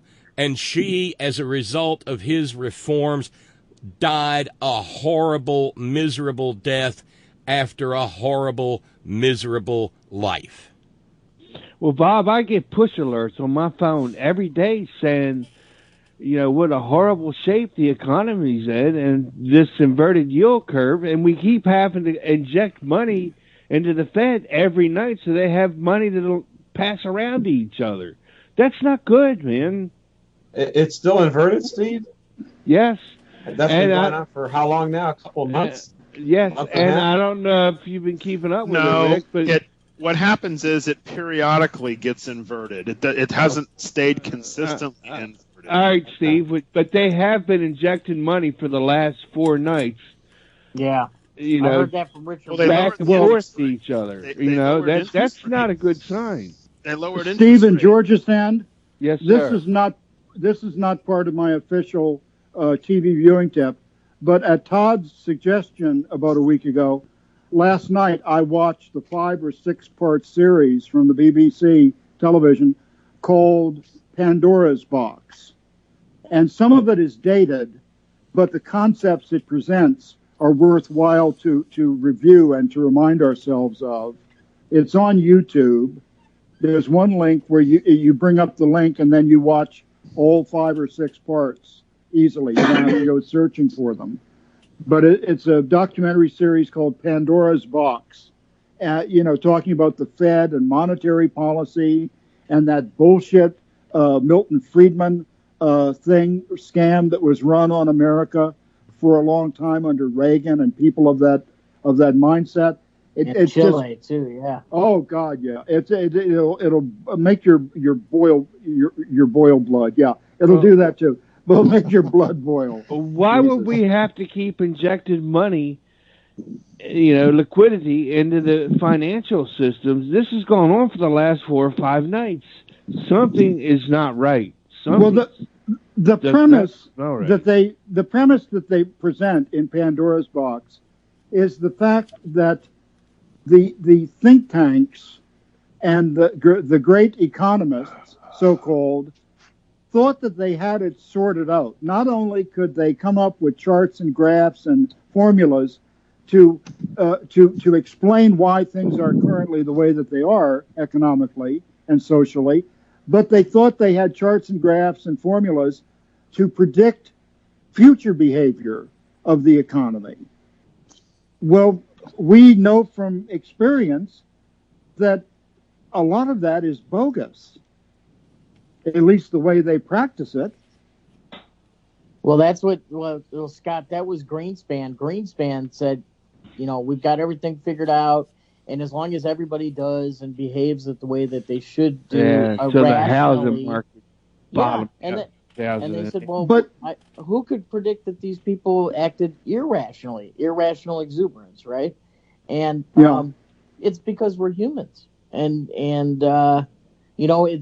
economics, it's a lot about confidence, right? And when you've got consumers spending money because they're confident that the economy is good, obviously it's a self-fulfilling prophecy, and it's a chicken and egg problem. Yeah. And then once people are like, oh, shit's going sideways, then you have a negative feedback loop. People start hoarding money, or keeping it close to the vest and stop spending, and then you get what you get. Well, Mr. Kincaid's a lot smarter than I am on crap like this. Why do we have to keep injecting money, into the system every night? This has been going on for the last five nights. When you say into the system, what do you mean? So the banks have money to loan each other. The Fed. Yes. Well, wait a minute now, because a lot of people don't quite understand what the Federal Reserve I don't really get it either, Steve. I do. You could explain it. Yeah, no, I was a finance major when I was in college, so I was very good at this shit. First of all, the Fed, when you say the Fed, that usually means the Federal Reserve Board, which is the government board resident in D.C. that sets the interest rates, and what's called the Federal Open Market Committee, the FOMC, sets the discount rate and the rate or the Fed funds rate or the overnight rate, which everything is based off of that. But each of the Federal Reserve banks, which there are, I think there's either 11 or 12 of them, are all private banks. The Federal Reserve banks are not government owned. They're private. Yeah, that goes all the way back to the great debate during the Jackson administration of the Bank of the United States. Right. Which was a little different. The National Bank was a little bit different. I think CNN sponsored that. But yeah, right. But and they were probably was and people. A lot of times people don't understand how they inject liquidity into the economy. They think they print money and they do it. That's not how the Fed does it. What the Fed does is it's all through debt. So what the Fed does, it buys up treasury notes or treasury bills. And that money that they bought, when the Fed invests in that money from the government, that cash goes into the economy. Would that explain why the inverted yield curve has come into picture? It could, but the other thing too is we have to understand what does the inverted yield curve mean? Well, it simply means, the way I understand it, Steve, is it costs more for short-term lending than it does for long-term lending. No, but meaning somebody knows something. No, what it says is, here's what it says. what it says is that investors are looking at the long term, and they do not. Let me step back. When you invest money for long term, you expect a return over time because you expect things to be generally good in the medium to long term. When you don't think things are going to be good in the long term, you demand higher. So you don't know what's going to happen in the short term. The investors demand higher returns in short term so they can get in and get out because they don't know what's going to happen in 9 months, 90 or even 90 days. That's what ends up happening. And the worst I ever seen it, Steve, it went into negative territory where you had to pay them to hold your money. That was back in around the 2008 debacle. Yeah, there's all kinds of other shit too. You get into real interest rates and it gets really hairy. It does, and I don't want to freak anybody out. I'm not trying to. I just want everybody to be cautious, But rather than keep an eye on this shit, getting into the nitty gritty of, why is the yield curve like that? Just remember that if it's inverted, means that investors are skeptical that in the medium to long term, that the economy is going to be in the shitter. So they want to get the return. They want their returns now.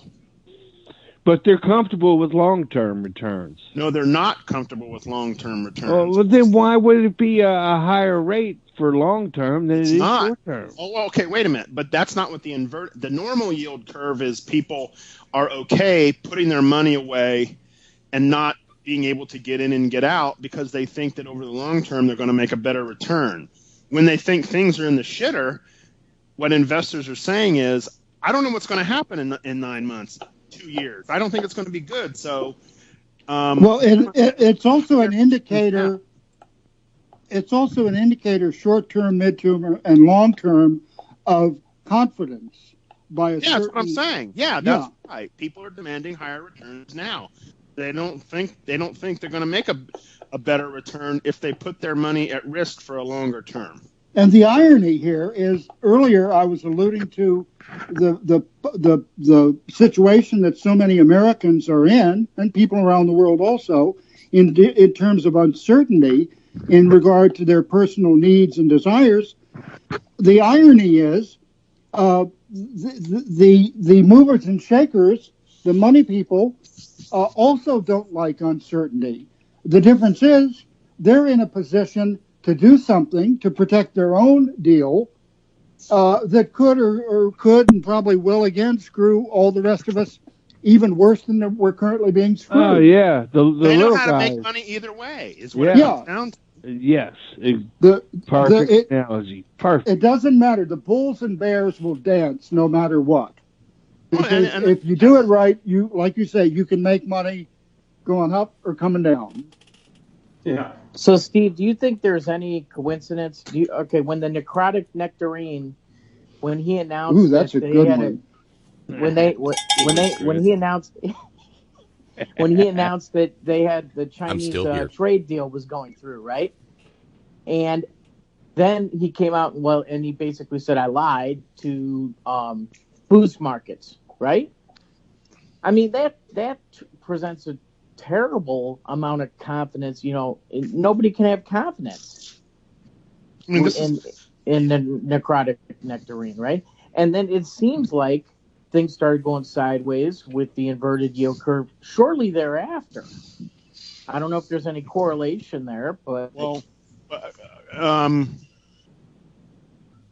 knows? I mean, there may be correlation.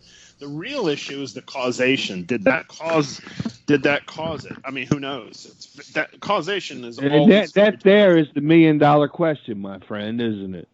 Causation. Well, I think the business community is looking at T-Rump and they're saying, this guy is off the rails. He's insane.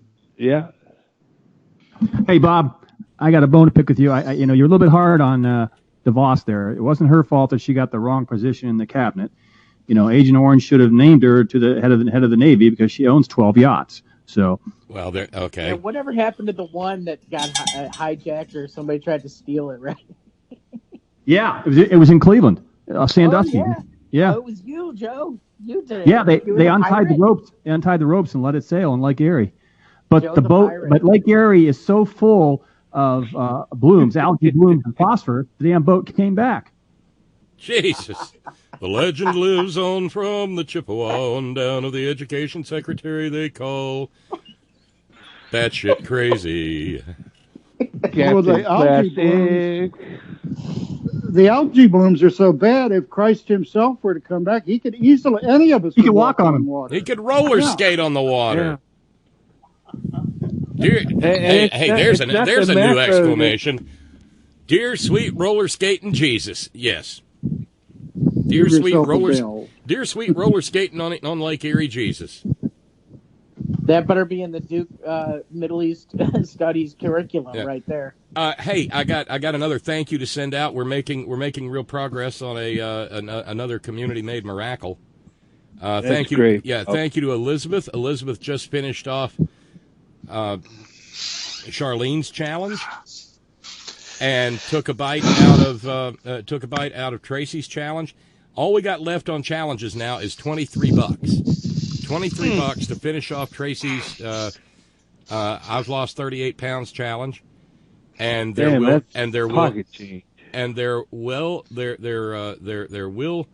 be no playing of the deplorable choir, so we're safe. And $23, and so what does that total us to? Because if we met the challenge, then that meant that Charlene was going to kick in another 50. So, that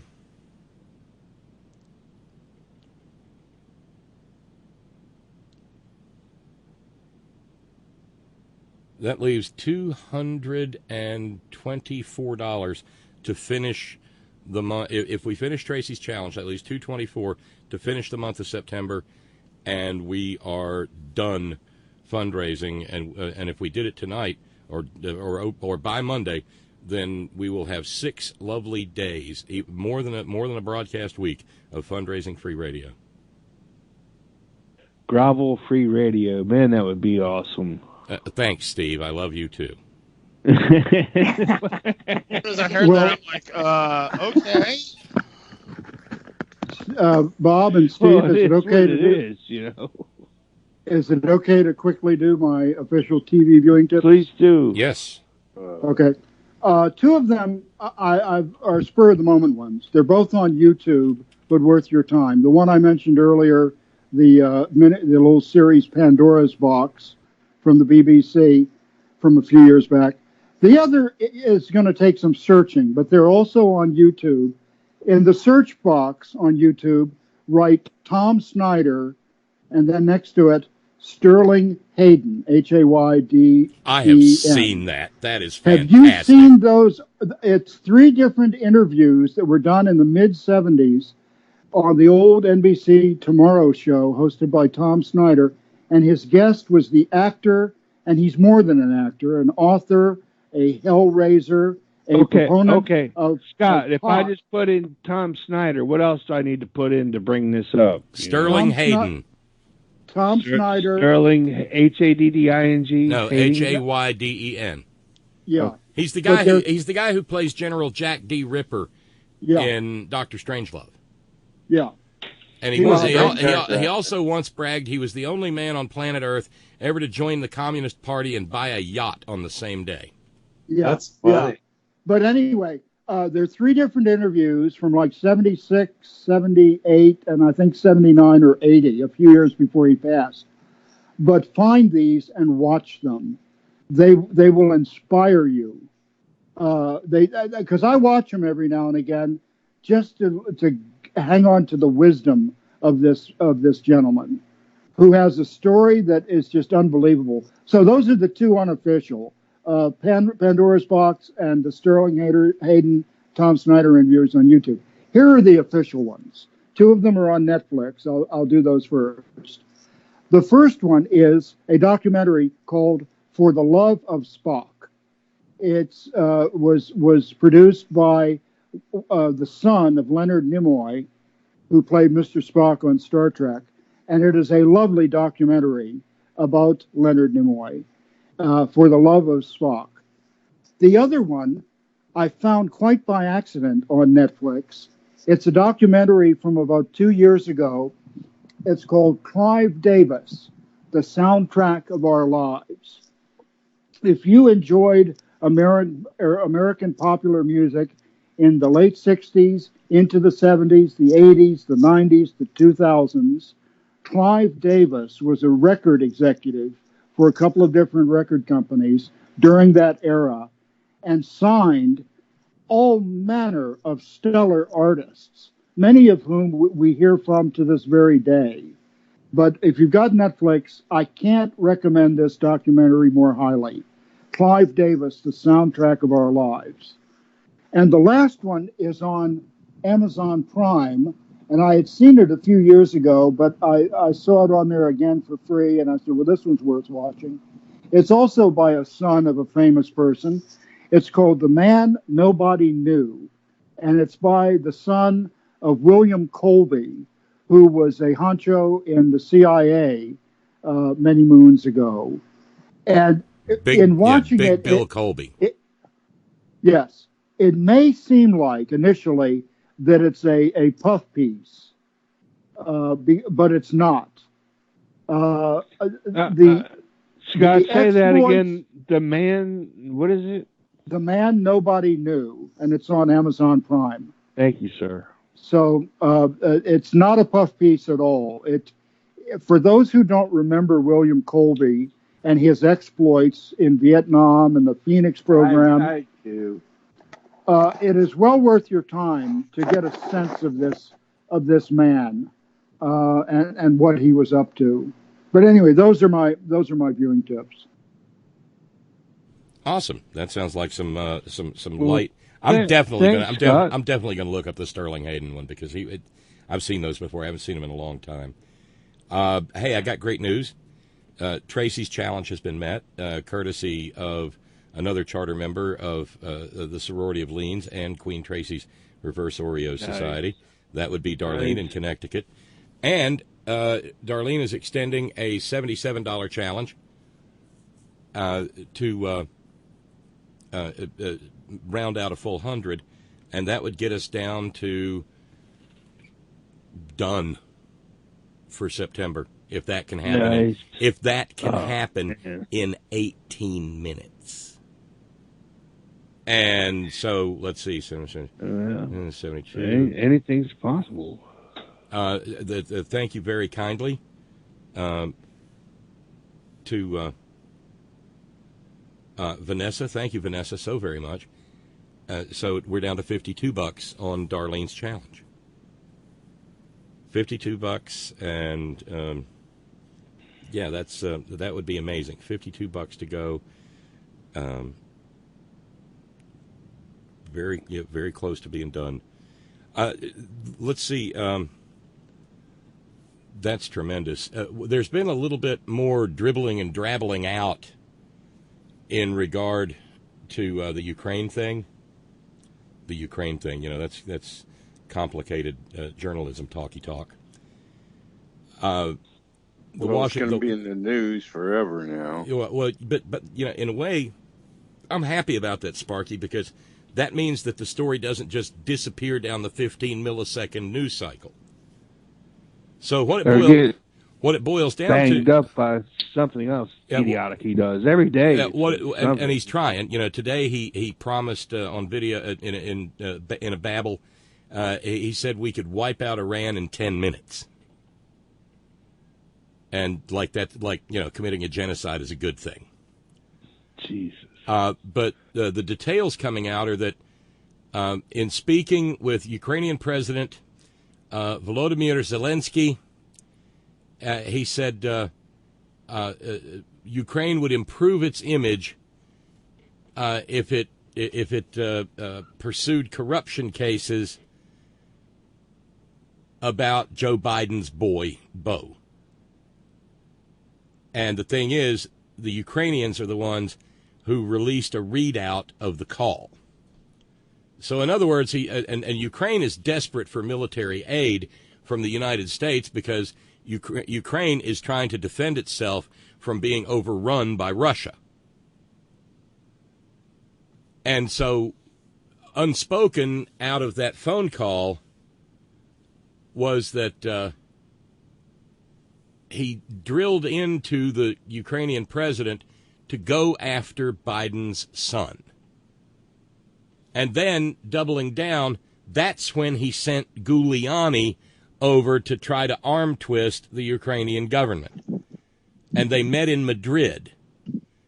And he said he wanted, Giuliani told the Ukrainians that Trump wanted them to go after Hunter Biden, who sat on the board of a Ukrainian gas tycoon.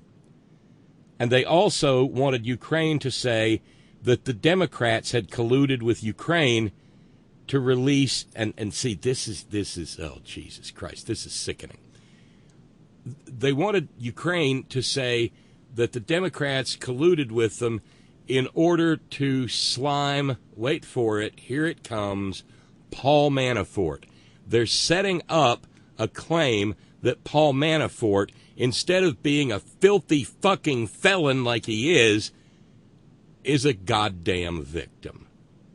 And Giuliani, by his own admission, said he told Andrei Yermak, your country owes it to us and your country to find out what really happened. Owes it to us. In other words, quid pro quo, tit for tat, dirty. And the Ukrainians have confirmed it, saying that it was clear that Trump was looking for compromat on Biden. This comes from Anton Gerashenko, who's a senior advisor to the Ukrainian Interior Minister.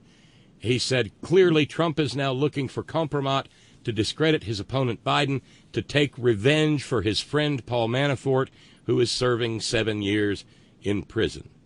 We do not investigate Biden in Ukraine since we have not received a single official request to do so. None of this was done officially. It was all done sub rosa and dirty.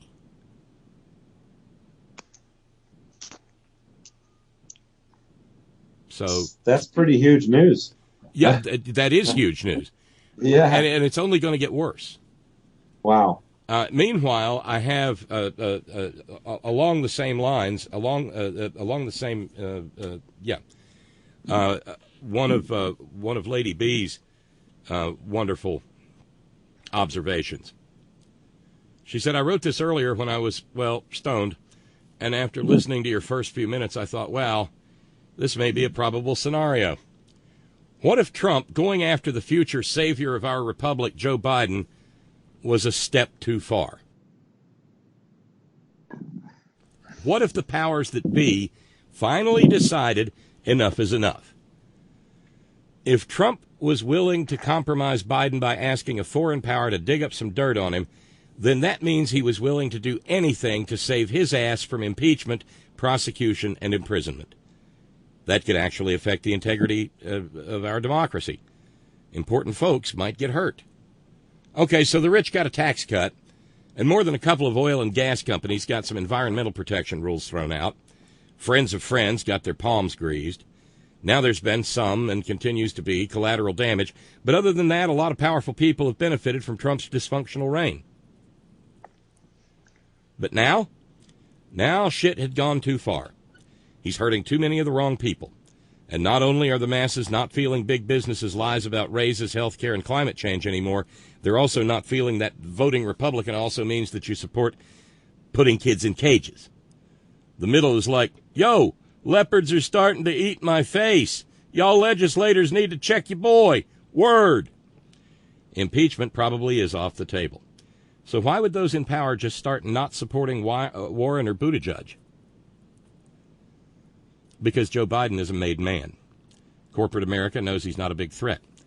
He sometimes puts his foot in his mouth, but he can smile and wave it off.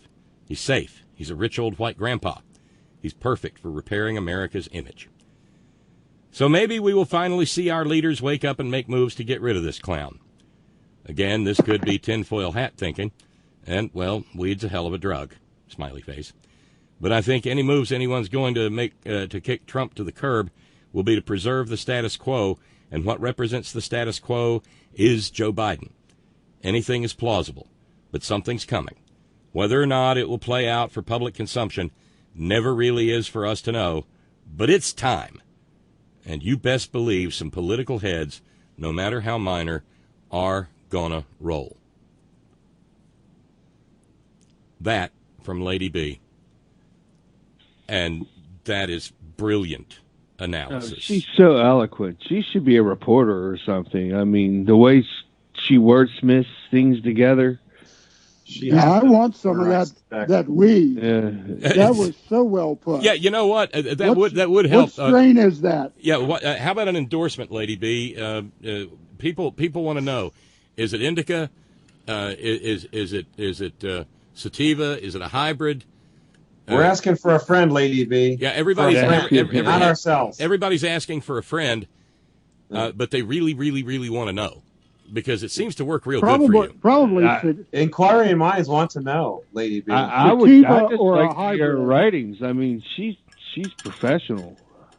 Yes, she is. Really, yeah, and it's a shame she can't get a blog or something. Maybe we could help her. Get the Horn family together and see what we can do. Lady B does the work. wild. Lady B does work up a podcast, and I need to get the details from her. She sent me one, and it's quite good.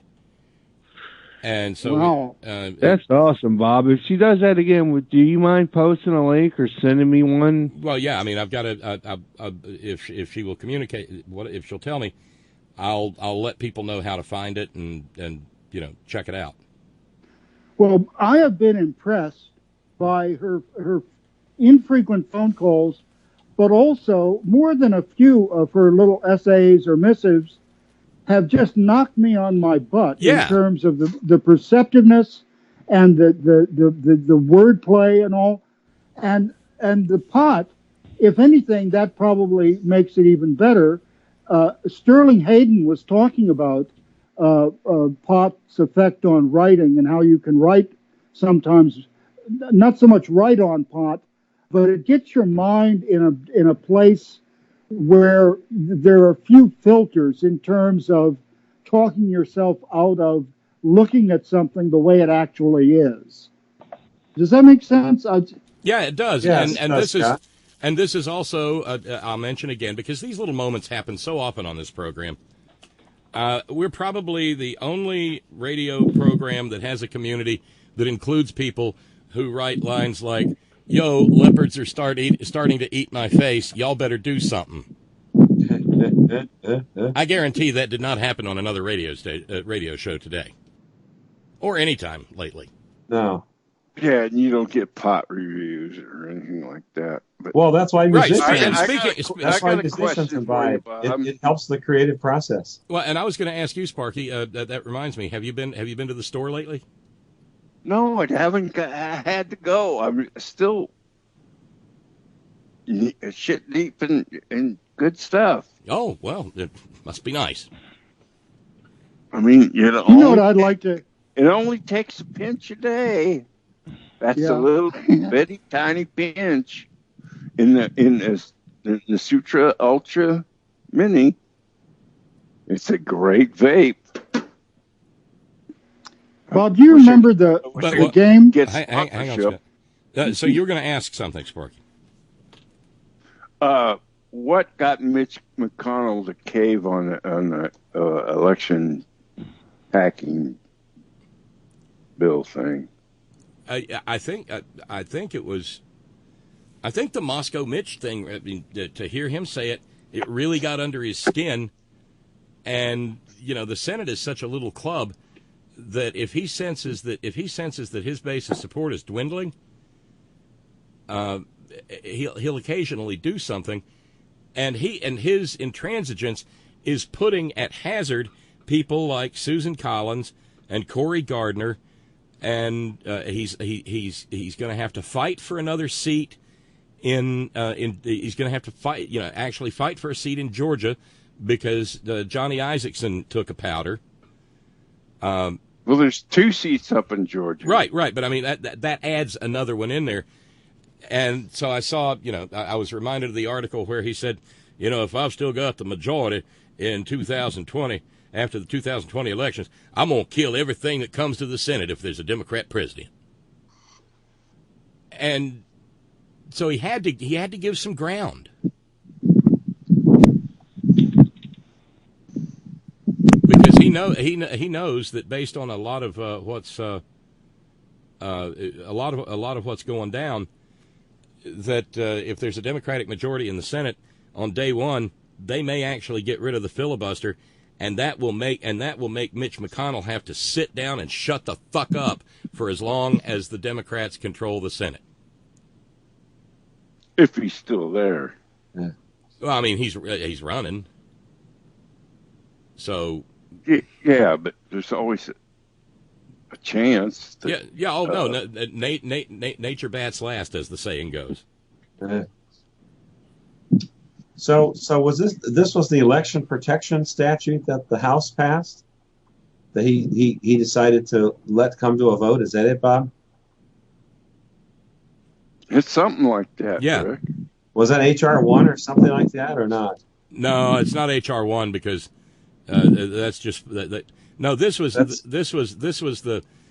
kind of a single issue piece to try to tighten up our election security. Plus, the news breaking that there really were 4 unknown counties that weren't just they weren't just intruded by the Russians. They were openly hacked. Wow. Counties where? That's the funny thing. They won't say which counties. Or what states? Florida. But Jesus, Florida. If it's something like Broward, fuck. We're back to hanging chads all over again. And it doesn't look good for him to ignore it and have to wear that moniker Moscow Mitch all the way to November 2020. That's true. That's true. And as James in Illinois points out, subject line Moscow Mitch, between that and Donnie, he's worried about the imminent demise of the entire Republican Party. See, it's because the Republican Party is already a rump party. It enjoys it's in a significant minority and is only able to maintain power through shenanigans and gerrymandering. I mean, if you look at, North Carolina's the classic case in point.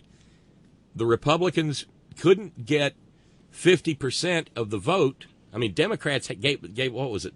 Ron and Raleigh probably remembers.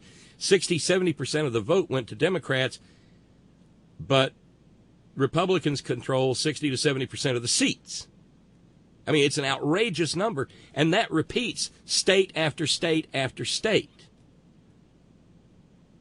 They're all, they are already a minority party.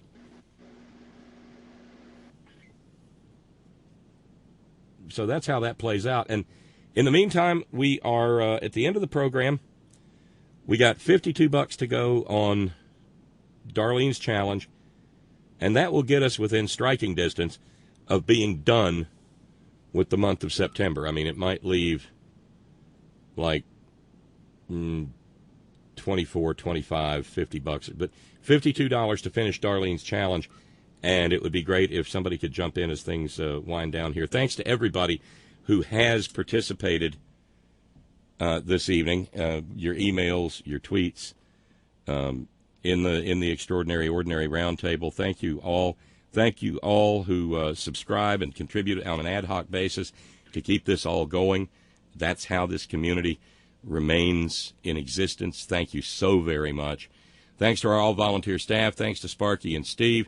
Thank you to our news ninjas. Thank you, Brother Deacon Asa, headon.live. Thank you, John Fox in Australia. Thank you, Ben Birch, whiterosesociety.org. Thanks to the hardest-working, bravest people I know, the men and women of Coal River Mountain Watch, crmw.net, marking 20 years this year at the forefront of the struggle for human rights and environmental justice in Appalachia. And by the way, if you want to keep, I'm not sure if everybody's going or staying or what. I have to shut down so I can do the upload. But the conversation will probably continue. Just if you want to jump into it and it's still going on, just use the link over at headon.live.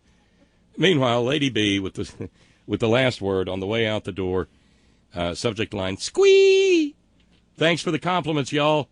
I'll get back to you on the podcast thing. We're still just working on stuff and making adjustments. This is my dream. I really want it to work. And, in my best Jamaican patois, pleased to be hearing the talk of the magic of the ganja, discreetly slips an edible in her mouth. The secret is the sativa for the day, the indica for the night. Everything nice, though. So bless up the day to give thanks for the Bobs, both the Marley and the Kincaids of and above the world. Y'all's a gift. Love Fridays on the front porch. As the blessed Malloy says, keep it lit, watch your back, and enjoy your weekend. Indeed, indeed. Y'all have a great weekend, and always, always, always, Gina, it's all for you. Later, y'all.